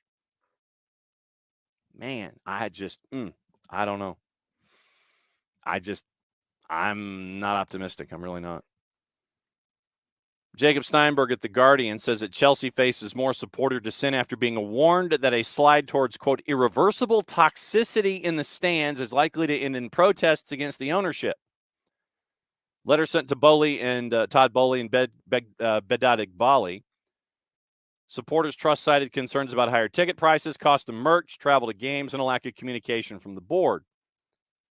The CST, which said that Chelsea had, quote, become a laughingstock on and off the pitch, quote, end quote, since being bought by Bowley Clearlake, pointed to anger and frustration over a sense that supporters are being used to raise revenue streams. What? No. Supporters are being used to raise revenue streams? That never happens. Raheem Sterling was booed after struggling during the win against Leicester in the FA Cup. Pochettino and Bowley abused during the draw at Brentford. CST said the current feeling amongst Chelsea supporters, in our opinion, is at its lowest since the early 1980s. A significant number of supporters we speak to are quick to express concerns that the lack of any public-facing vision from the new ownership has led to an overwhelming sense of helplessness. Chelsea Supporters Trust regretfully believes we are close to, if not already, experiencing a significant shift in supporter opinion that could result in irreversible toxicity, almost irrespective of results on the pitch. Unless the situation improves, this seems likely to manifest itself in more targeted chanting, especially at televised games, and quite possibly more organized, overt, and impactful forms of protest by some sections of the fan base, end quote. It claimed this pledge by the owners that they would explore every commercial avenue possible in an attempt to bring Chelsea's income in line with other major Premier League clubs. Charging supporters more would be done as a last resort. But that claim and the claim of that pledge had been broken by a number of price increases and budget cuts. Prices for coaches to away games increasing by £53. Replica kits by $5. Tickets to cup matches by £1 to $13. Programs by 50p. Youth fixtures by $2. Women's matches by record amounts, whatever that means. And food and drink and general admission areas by 5 to 15%. So instead of paying $1, you're paying $1.10 by comparison. It remains to be seen if Chelsea had not revealed season ticket prices this summer. CST's hot over a lack of engagement with fans centered around silence from Chelsea. 11th in the league despite spending more than £1 billion on signings in the past 2 years and over their stadium redevelopment plans. Mark Meehan, the chair of the CST, criticized Chris Jurassic, Chelsea's chief executive, for failing to respond to concerns raised in the original letter. Meehan said, quote, "We are supporters, not customers." I hate to break it to Meehan, but you're both. You're both a customer and a supporter. Hutch is a firm believer that Chelsea fans need group therapy. Is Lucy Van Pelt available for Chelsea supporters? Just thought I would ask. Before Niko Moreno hops in, what to watch and where to watch it. Like I said, it's been a very busy day. Asian qualifying has been going on full blast. Euro 2024 qualifying playoffs. Georgia and Luxembourg is at 1 o'clock. No Saba Lobjanidze for Georgia. He's hot about it. He should be. Wales and Finland at 3:45. Nations League semis on 2 to NA. and on Univision and on Paramount Plus. Ecuador and Guatemala are on pay-per-view and a friendly at 8:30. Once again, USsoccer.com, USLsoccer.com gives you your matchups in the Open Cup. VIX has Euro 2024 qualifying playoffs. Georgia, Luxembourg at 1. 5 more at 3:45. Greece, Kazakhstan, Wales, Finland, Israel, Iceland, Bosnia, Herzegovina, Ukraine, and Poland and Estonia. That is what to watch and where to watch it today. Getting into gossip, rumor, and innuendo before Niko Moreno joins us. Spurs preparing a move for Conor Gallagher. Contract expires in 25. Liverpool, Spurs, AC Milan among clubs interested in Tosin Adarabioyo. Fulham want to offer the former Manchester City player a new deal. Spurs also interested in Rafinha. Chelsea entering leading the race to sign Victor Osimhen. PSG remain interested. Napoli won €130 million for him. Arsenal, Chelsea, Manchester United interested in Shakhtar Donetsk midfielder Georgi Sudakov, valued at €100 million. Liverpool, Arsenal, Chelsea among the clubs interested in Nottingham Forest defender Murillo. 4-letter paper. Take the information at your own peril. Liverpool can make a third attempt to sign Lloyd Kelly from Bournemouth. United's Kobe Mainoo, close to signing a new deal with the Red Devils. Thiago Silva, regular contract with former club Fluminense as he looks to secure a return home when his Chelsea contract runs out at the end of the season. 3-letter paper. Eddie Howe, Graham Potter, Gary O'Neill all could be in the running for the England job if Gareth Southgate leaves for Manchester United. Bayern Munich could turn to Jose Mourinho to replace Thomas Tuchel if they can't land Xabi Alonso. Chelsea and Spurs, Antonio Conte, former boss, wanted by Bayern Munich. Jorginho set to be offered a new deal by Arsenal. Benfica's Angel Di Maria considering a return to Rosario Central. Victor Lindelof says he has no desire to play in Saudi Arabia yet.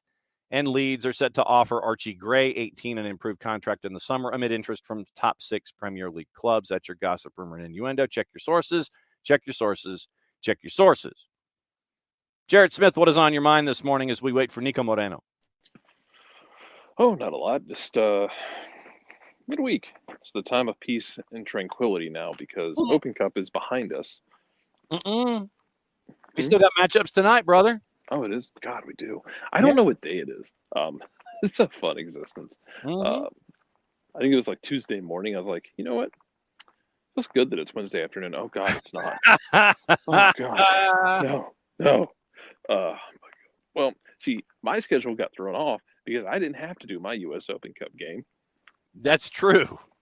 And as we mentioned, it looks like Zapatios moved through. Yeah, it looks like we are going to have the commissioner of NISA, John Pruch. It looks like we're shooting for next Tuesday. Yeah. And the thing is, though, NISA needed what happened this week, which is good things to happen because NISA had a good showing for the teams that were in the tournament. I think they needed that after the season got pushed back, the issues with Georgia Lions, which are a myriad. And it like so many other things, it's complicated. Like it's never just a straight, simple answer. Mm-hmm. But they needed what they got this week, which is NISA teams having a good week in the Open Cup. Need a little bit of good momentum for them heading into the season. That we do.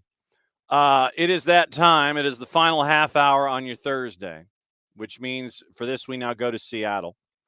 We ask the important questions of our buddy Niko Moreno. Important questions like, what is the coffee mug? How many cups of coffee are you on as you prepare for the Inquisition here on a Thursday? And so we bring in our buddy from Pulso Sports and from the Soccer Bar, Niko Moreno, to ask the hard-hitting questions. John and Jared asking the hard-hitting questions. What's the mug and what cup of coffee are you on, sir, to start this segment? Hey, what's going on? John, Jared, SDH family. We are on cup number 2. We got the Rafe Green mug right here, the ones that gets lost a little bit within the magic of my background. But yes, we are cup number 2. Lots to talk about. We got some international games. We have MLS. We're just excited to be on here, guys. All right. So what I will do, since Jared is here, I will yield the first question to Jared _Smith. with Niko, as Thursdays with Niko begins right now. All right, Niko, let's start with, we're at the first international window. We've got 3 to 4 games under everyone's belt. People are feeling good, unless you're Miami, in which case your knees are probably hurt and you've got ice on them. Who's been your biggest surprise at this little first checkpoint? You mean for MLS? For MLS, yeah. Sorry, your biggest surprise in MLS so far. I mean, since I've touched on a few in the last couple of shows, I'm going to swing right, and I'm going to go with one that I had been critical of that has looked exciting, entertaining, dangerous. They seem to really have their attack at least figured out, and that's the LA Galaxy. I really thought going into this year that we're going to need more time to settle in, to move on from Javier Hernandez, to figure out exactly what went right, what went wrong last season. Not a lot went right. This was one of the worst defenses. This was a lackluster attack a lot of times. And this year, with Pencil on the right side, just making it so easy for Delgado to be now the lead and assist man for the league in general, because all you have to do is put a ball in front of this man and he's going to drive it 30, 40, 50 yards and score. He's just been a game changer. Ricky has not taken on a new role, but I think he's taking his role more seriously. Maybe is the Ricky push in the back of the jersey instead of Ricky or put what he had before in the back.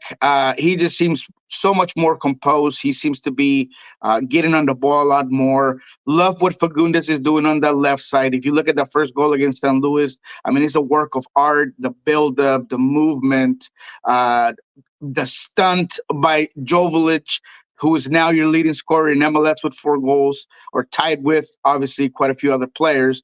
But the stunt to go inside, I stay out.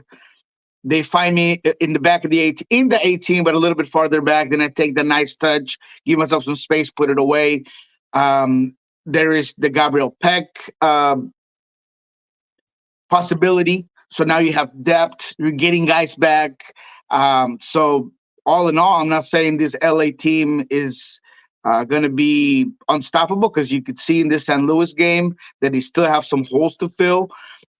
They seem to generate a lot, because this could have very easily been a 5-3 game in favor of LA against St. Louis. But you got to fix some of those things in the midfield when it comes to recovering, to closing down, to not allowing big lanes. But Yoshida gives them the draw there at the end of the game.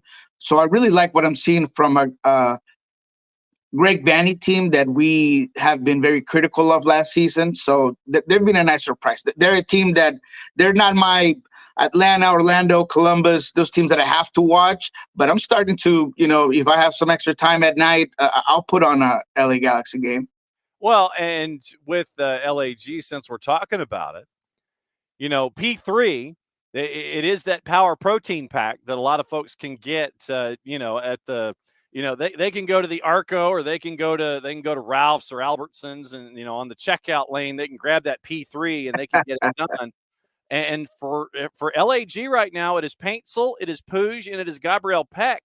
And Paintsel came in once he was signed on Wednesday, came in on the weekend, and he already showed you that he was going to be trouble. He instantly hit 5th gear in that car, and, transmission didn't drop, oil didn't fall out, the hood didn't pop up. He hit the ground running. LAG, they're dropped, $19 million on Peck and Paintsel to bring in to help out Puig and Greg Vanny. So far, so good to help out Dejan Joveljic, the Bishop up top. Yeah, and to that is also what I kind of mentioned in terms of depth, because now you have possibilities, you have options. Who you're going to be your 2 guys out wide? Are you going to maybe have times where you do bring Fagundes out, and Fagundes is a so versatile player who you could drop a line? So there's just so many things that you can do. Cerrillo's been really good for this team, and now Brugman is coming back. Brugman is a must start in my book. So now maybe Cerrillo becomes the guy that's coming off the bench. So there's just a lot of pieces that you didn't have last season. And when you have quality players. You have dangerous, dynamic players that can score, plus a good system. Everything you do just becomes easier if you're Greg Vanney. So, quite honestly, if they can figure out how to be as dangerous on the ball, but also be more disciplined on defense, this could be a team that might start to find a little bit of an identity and be a dangerous squad. So there's still things to fix, but I love to see an entertaining LA Galaxy, which we weren't able to say last year. No doubt about it. Jarrett, go for it. Let's go across town because I want to talk about the team that won a title 2 years ago, but LAFC just kind of, it feels like it's, I don't know, it feels to me like it's kind of getting a little stagnant right now. Like teams are sitting back more, not letting them have those transition opportunities. I know they've been linked this week, rumors being what they are, to Olivier Giroud, but what's going on with LAFC? It just seems like it's something feels different and off, you know? Yeah, I just think they are taking it extremely slow, and maybe they didn't expect to be this low in the Western Conference table, and they didn't expect to not get as many results as they have. But they have not ventured from their plan. They knew that they had the DP spots open. They knew that they were short in the roster. They understood that the guys that they did pick up were younger guys that they were going to need a time to develop their prospects. So because of that, you've seen the lack of use of that bench by Chirundolo. You've seen the necessity for Christian Oliveira to be out there more, for a guy like Ilya Sanchez to be out there a little more than you possibly wanted him to. Denis Bouanga, he's been good. He's gotten to the final third, but he hasn't been as effective, as clinical in front of goal. So I am not in panic mode with this LAFC team. I think that they are playing to the rhythm of their drums, and right now they might be playing R&B, but give them a couple of weeks and they'll be hip hopping all around the league. So I really do believe that they are just kind of playing at their own beat. And once these players, you just mentioned Giroud, I mean, he gives them a whole different type of nine up top, and maybe you're not as mobile when it comes to the movements that you have right now in that band of three up top, but you have a real goal scorer, which you haven't had in a very long time. Despite Bouanga, I get it. He scored all the goals, but that's just not his role. I'm talking about the ninth position.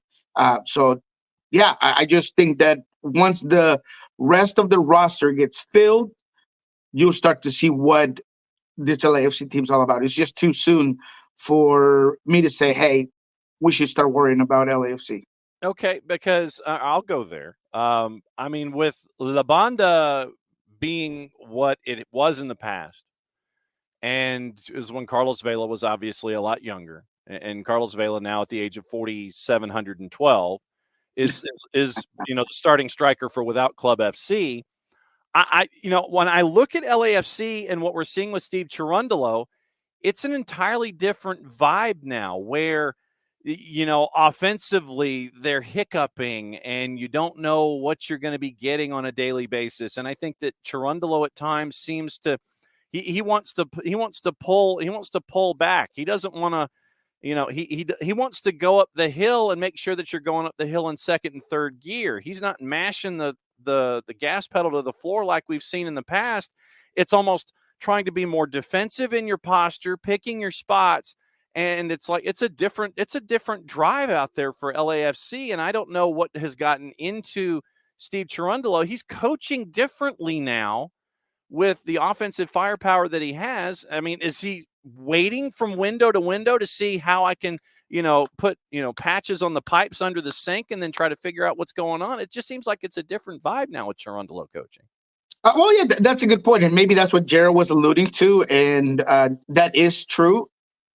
I want to say maybe halfway through last year, he started being a lot more pragmatic and playing what they say against the ball, right? We're going to just not necessarily possess it. We're going to be more direct. We're going to worry about just staying tighter down low. Against Seattle, in Seattle, you saw that if it wasn't because the Sounders didn't have an informed goal scorer, one goal could have changed that entire game, right? Because Seattle had plenty of chances. LAFC was playing deeper, was playing without possession. So this season is more of the same, right? Because of maybe it is the style that Cherundolo wants to take in. Maybe he feels like that's what's more effective for his team. When you have guys like Denis Bouanga, when you got guys like Christian Oliveira that are so quick in transition, when you got a guy like Boguc that maybe playing that role as a false nine, maybe could be more used if we're playing some of that counter-attacking ball. So it could be that alone. But again, I think that because of what we did see early in the season last year for this LAFC team, maybe it's just Cherundolo being able to specialize his team playing one way since he had already dominated the other. And then he's going to have a squad that can play either type of soccer depending on the situation, depending on the opponent.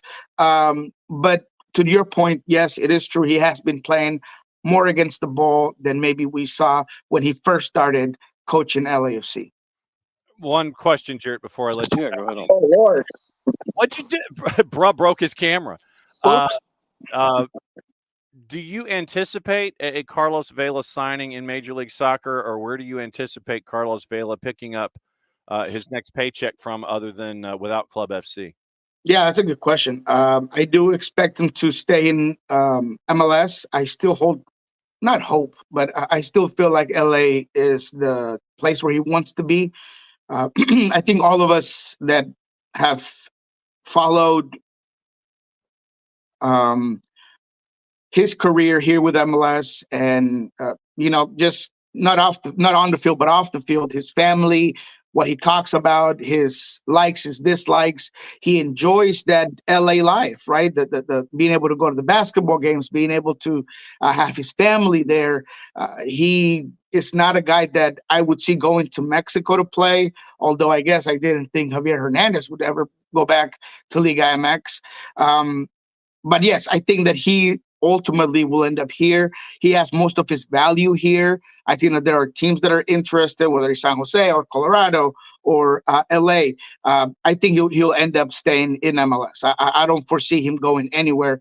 I know that he had mentioned Spain, that him and his wife would like to go back to Spain, go back to Europe. I also don't see that as a possibility. So I do think that MLS, the United States, is where he's going to end up in. Go for it, Jarrett. As far as some of the projects that we have around the league that have been trying to get off the ground this year, you mentioned two of them. Like Colorado is trying to figure themselves out. It's a whole new thing with Armas. I wanted to ask about San Jose if we want to stay in California for a moment, though, because like it ain't San Jose is not it right now. How much of it is what he's got to work with, and is Lucci in trouble, and how much of it is on him? I don't know if it's on him, but if this is a project, this is one of those buildings with half scaffolding and some trenches open on the side, and there isn't really nobody working there. You just know that it has to be a project. That's kind of what I see from San Jose. I guess respectfully, maybe you can't be respectful after saying that. But how can you be respectful for the guy that owns the Oakland A's? And it seems to be, I don't know if distracted is the right word, but he's more focused on moving his baseball team to Vegas. Vegas doesn't want him. And that seems to be where John Fisher seems to be spending most of his brain power these days. Yeah, I agree. And this ain't Moneyball team. This ain't a money team roster. I mean, it really is difficult to look at what Lucci has to work with and ultimately make him the scapegoat. I can't, right? I look at the roster. I've said it 3 or 4 times in this show. You look at the departures last season and you look at the arrivals and you're like, man, what were they doing, right? I mean, there just isn't enough material for him to work with. And you can't just focus on Espinosa being the Ed guy every time and him to hold the entire responsibility of creating, finishing, being that Ed guy. I know that Judd is a good player, but he's just not a starter, right? He's more of a co-stellar piece, right? He's a guy that may be coming off the bench, that maybe he needs other players around him. They just don't have him. Ibobosi has kind of had to step back because of the same thing. You don't have enough service into you. You don't have enough people putting you in the right prime positions to score, not to mention how bad they're in the midfield, right? Gresso can only do so much. Yule's a guy that he's, medium tier when it comes to his position. So I just don't see the vision. I don't see the structure or what you're planning to do with this team. And I think that's the biggest problem, right? Because when we've had Almada here, we've had Lucci, we've had all these different coaches that have tried to work with what you have in San Jose. And it doesn't matter if you're good for 2 weeks, exciting for half a year, you just never go anywhere with San Jose. And that maybe has to do with ownership, that front office, more than anybody on the field, including the coaching staff. All right, so since we're on a roll here in the Western Conference, let me go to Portland. And Portland bringing in Jonathan Rodriguez from Club America. That was a heavyweight pull. They needed some firepower up top, and so you bring in Jonah Rodriguez from Club America. What did you think about your rivals to the south there in Portland? I mean, you kind of saw it coming. I mean, it was written in the water. They were going to get their Liga MX striker, no matter who it was, whether it was Herman or whether it was Cabecita. They get Cabecita. It's more of a win now move, and it's definitely a guy that he's not here to develop or grow or adapt. He's going to come here to score goals right off the plane. As soon as he steps in, you're going to have the responsibility for the Uruguayan to put it away. And he's shown it. He's done it in Liga MX. He's a guy that is a great finisher. He has great tactical skills. He can link up play. He has that confidence that you want in a striker, where it's going to be, you miss a shot, you're going to put in 3. I think he's going to fit well with what Portland has been showing.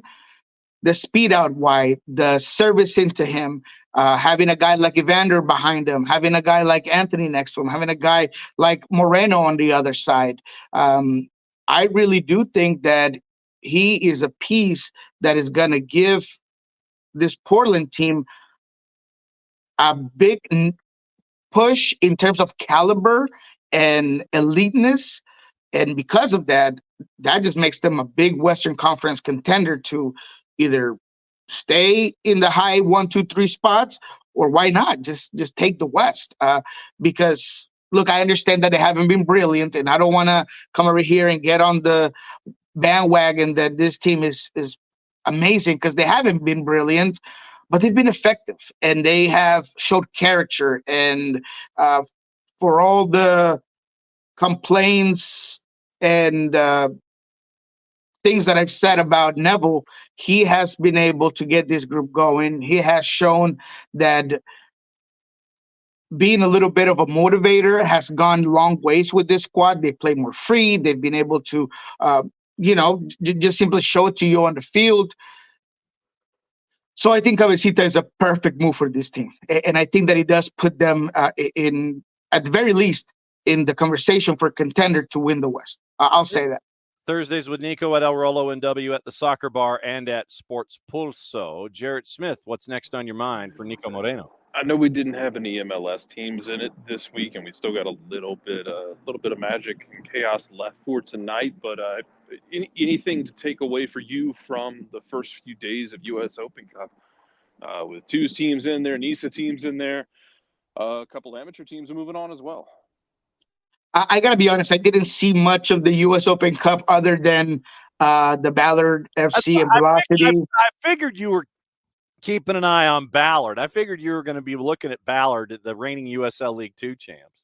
Yes, I would have loved to go down there to Memorial Stadium in the shadow of the Space Needle to watch this game. I just was unable to do so. My son had a game, but it is sad to see Ballard go because of the connections that they've kind of made, right? Riley, the coach, and Nagel involved with the team in a general sense. And then they lost to the Velocity of Spokane, which is sad. I'm not going to sit here and tell you that I analyze the game or that I watch the whole thing or anything. I'll just keep an eye on it. But if it comes to Open Cup, that's probably the one thing that I saw was just Baylor FC not being able to push through in their very first U.S. Open Cup game ever. So sad to see them go. All right, so then let me go to the Eastern Conference before we get into cliffhanger here for the week that will be. And there's going to be a lot of folks gone for international call-ups. Gonzalo Pineda, let me ask you about what you've seen and what you've thought about Atlanta coming out of the blocks with a full training camp with the guys that they brought in the summer window. Things, seem to be humming. Yes, I know that you're taking care of business against teams that are playing in CONCACAF, but you're still taking care of business. You put a 4 on New England.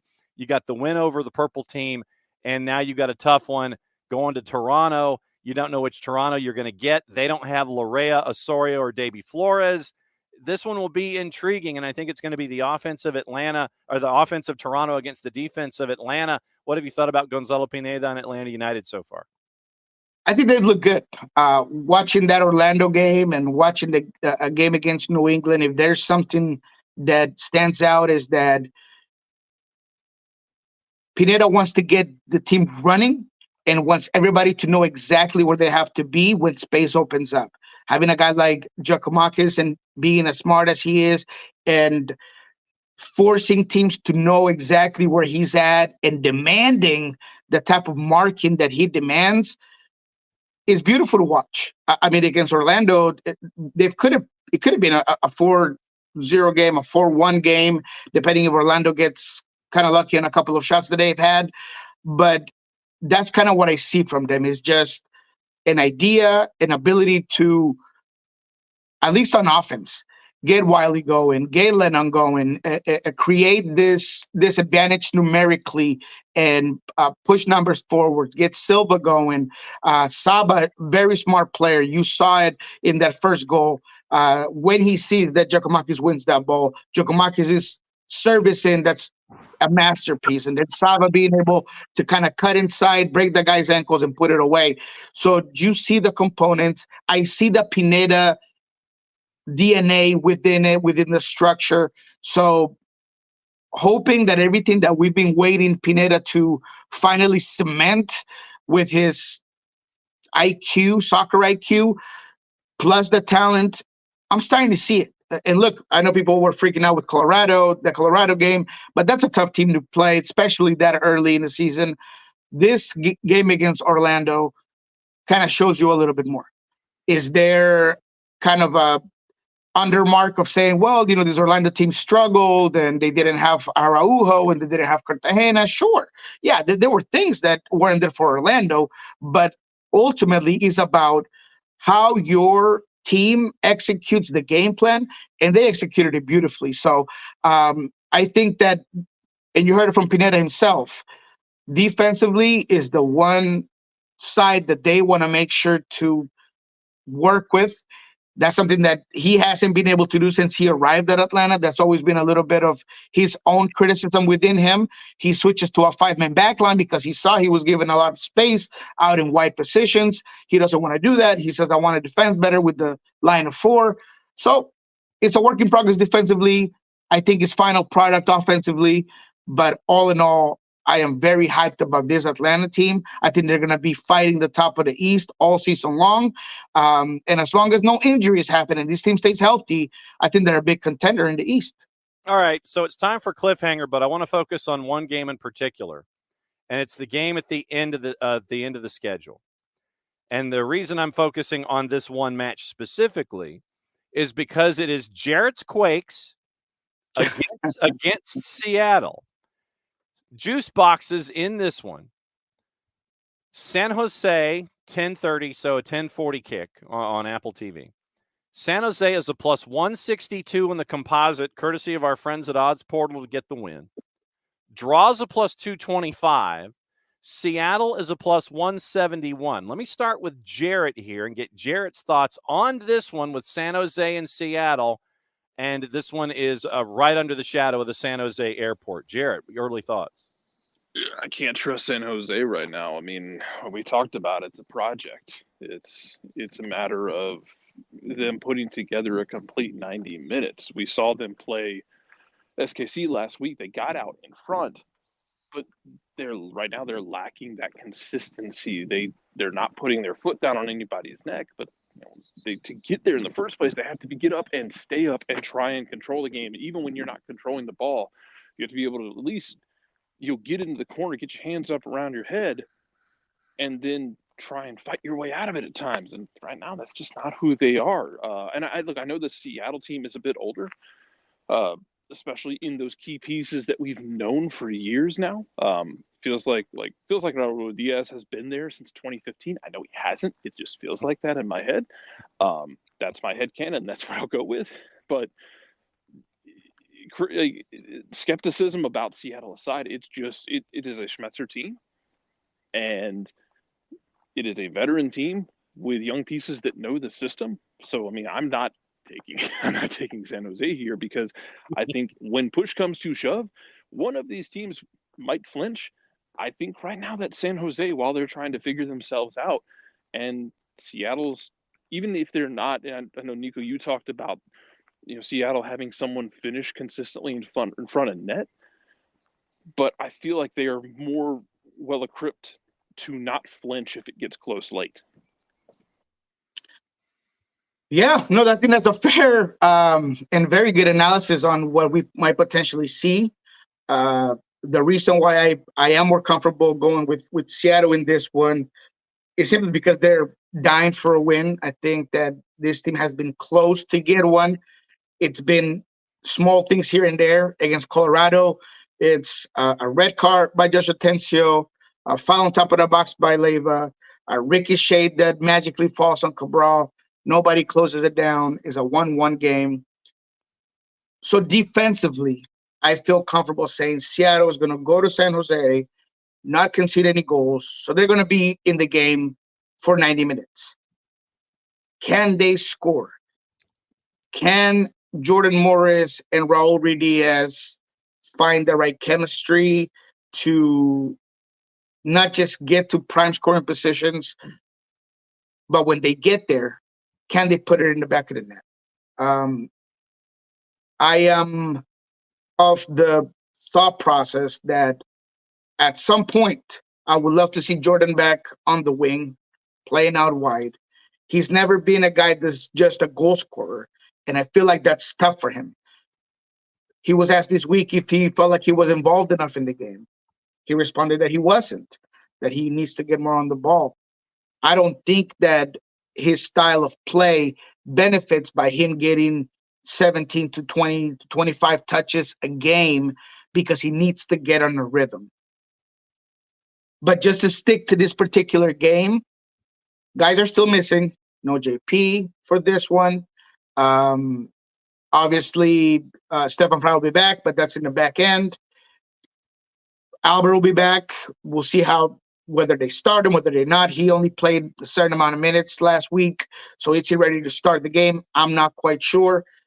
If we see the 4-4-2 again, I feel like this will be a very organized team that is going to be able to control the game, control the tempo of the game, control possession, but I don't know if they have that push. That said, because this team is so hungry for a win, I think they'll create enough to either get a foul in the box, get a foul around the box, and then maybe just get a goal in that nature. So I'm going to go with Seattle, but I'm not extremely confident that that's going to be the case. I do know they won't concede.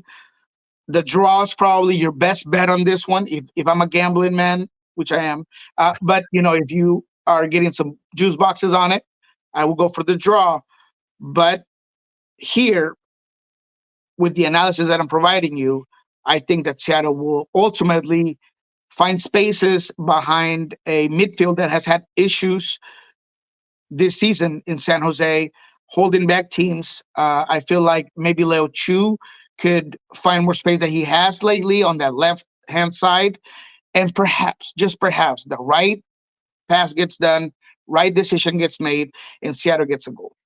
All right, let's roll through the other matchups here in Cliffhanger. And you hear something, go ahead and just yell stop, and we'll talk about it. Revs favored at home on the minus side, hosting Chicago. Red Bulls favored at home against Messi and Friends. Messi and Friends are going to be and Friends. And when you got Luis Suarez, it's not a bad and Friends to have. Get this. Messi and Friends are a plus 202 going to Harrison, New Jersey to take on Red Bulls. Charlotte at home. Yeah. Charlotte at home hosting Crew. Crew's a plus 145 on the road. Cincinnati on the minus side hosting NYCFC. Purple team heavy on the minus side. Austin FC visiting them at a plus 375. Toronto favored on the plus side at a plus 123, hosting Atlanta, who's a plus 206. Vancouver gets Vanni Sartini back. They're a minus 123, hosting RSL. Let me ask you about Sporting and LAG. Sporting a minus 115, LAG a plus 268, and the draw is a plus 300. What do you think? Man, That woke him up. Yeah, absolutely. And the draws, I mean, that number for the draw is crazy. But I'm going to have to go with the LA Galaxy, man. Look, I know Sporting Kansas City has also looked good. I like what Rosero's done. He seems like he's finally completely became the man of that back line for Sporting Kansas City. But there's just too much firepower for LA Galaxy. I don't know if Sporting Kansas City has enough firepower to match that. They're not going to go blow for blow, or they just don't have the jab power or hook power. So I'm going to go ahead and take the LA Galaxy on this one for sure. That's some nice numbers there. Ooh, I like that. Yeah. Figured you'd dig that one. All caps, even money plus 100 hosting DC United. Colorado and the Rabid Prairie Dogs are favored against Houston Dynamo. LAFC heavy on the minus side, a minus 172. Hosting Nashville, who's north of plus 450, and Portland. Look, I am the resident Nashville hater, but that's a number. Yeah. Draws a plus 311 in the composite. Nashville's a plus 454 on the road at LAFC. And then Portland is hosting Philly. Portland is a plus 116. Philadelphia is a plus 211 on the road. Your draw is a plus 266. Niko, what's going on with Pulso Sports and the Soccer Bar? And I imagine that Soccer Bar, you got another conversation to have in about 50 minutes. I will not. I am. I want it to be, but we've had a very heavy schedule coming up. We all have things to do. John is going to be in Portland at the Cabecita presentation. I have something going on with the Sounders as well. So we're not going to have a show today, but we'll definitely be back on Monday. Do look at Pulso Sports for everything that's going on this week. The biggest thing is Alex Roldan expressing his frustration with the El Salvador Federation. He completely pulled away from the national team. He told us that he's no longer going to be playing for that national team. It's created a huge boom in El Salvador because those who don't know, that federation hasn't even cared enough for players to provide the most minimal things for them. Logistics, a jacket to wear in cold weather. I mean, just the simplest things. So Alex, being the person that he is, he didn't go and tell like anybody or the press exactly all the problems, but we know the problems. All he's saying is, I'm not committed completely, and if I'm not committed, I'm not gonna go. I'm gonna give that space, that opening, that chance to someone else. And I'm frustrated with how things are handled down there. So go ahead and check that out. It's great to just hear him, as young as he is, be as wise as he is, and to take on a bad situation forward to the point that it's created a huge conversation around the real issue in El Salvador.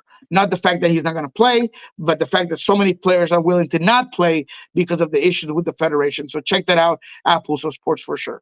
No doubt about it. As always, my friend, enjoy your second cup of coffee, and we will catch up with you next week. May you be safe. May everything stick to the recordings and the tapes and the cards, and we'll catch up with you next week, my friend. Thanks for hanging out. All righty, guys. Have a good one. That is Niko Moreno at Sports Pulso Sports, and at the Soccer Bar. So it's great to always have Niko dropping by first thing on his Thursday morning to, he might be the second or third thing because he's got to take folks to school. He's got to go out and walk the dog. He's got to make sure that everything is locked down in the Niko Moreno universe to make sure that he's good to drop in and hang out with us. Thanks to everybody who was listening and a part of our midweek mashup at Villa Rica last night. The Midtown boys and girls getting the sweep in Region 5-5A. That was big for them. Midtown solidifying their spot on the boys' side at the top of the region standings. Villa Rica's got some work to do in the sprint to try to get into the playoffs. Right now they're below 500 on the boys' side. And a prolific offense on the girls' side in Villa Rica slowed down. Midtown got the win there last night as well. Big wins for Midtown on the boys and the girls. And so we will have our game of the week on tomorrow. Don't know if it's 5:30 or 7:30 or 6 or 8. We'll keep you posted on the where and the when and all of that. Once again, reminder, if you missed it, interview with Maddie and Roy Lassiter, catching up with Carolina Core. Carolina Core is going to be at the Fraction as the run of home matches for Atlanta United 2 starts off their MLS Next Pro season. And it is a 3 o'clock kick, 3:03 kick, 2:30 pregame show on the SDH network at soccerdownhere.mixler.com. I will be there. Jason will be there for play-by-play. Maddie will be there hosting. And maybe Jared will even be there too. But it's going to be the Cast of Thousands Sunday at the Fraction, 2:30 for your pregame, 3:03 for your kick, with Carolina Core making the trip after their matchup with Crown Legacy. It'd be interesting to see how many fans make the trip from the home of Carolina Core to this matchup. 500 made the trip to Crown Legacy to see them at Matthews. Let's see what the crowd support's like for Carolina Core. Maddie caught up with Roy Lassiter. Great conversation there. It is on the network. If you've also missed it, new episode of the Soccer for USPOD. Barton Thomas look at Nations League. Once again, 7 o'clock tonight. Paramount Plus, 2 to NA. It is the United States and Jamaica, depleted Jamaican side. After that one at 10:15 at Jerry World, it is Panama and El Tri. Winners play this weekend, and we are efforting to have Bart on either right out of the blocks at 9:05, or he'll be on in hour number 2, whichever can work out better for him so he can vent his spleen about what happens tonight, tomorrow morning.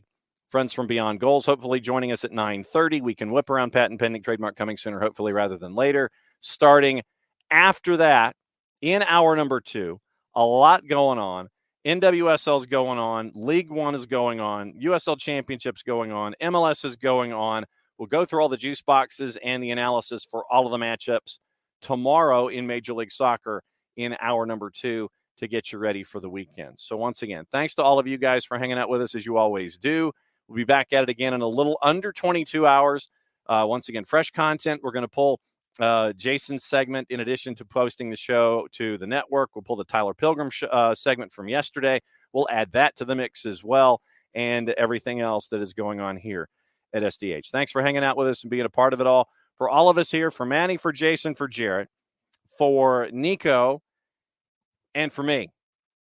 This is what happens when you actually push the live button and you go live for 2 hours. That's another go-round of SDH Soccer's morning show, back at it a little under 22 hours.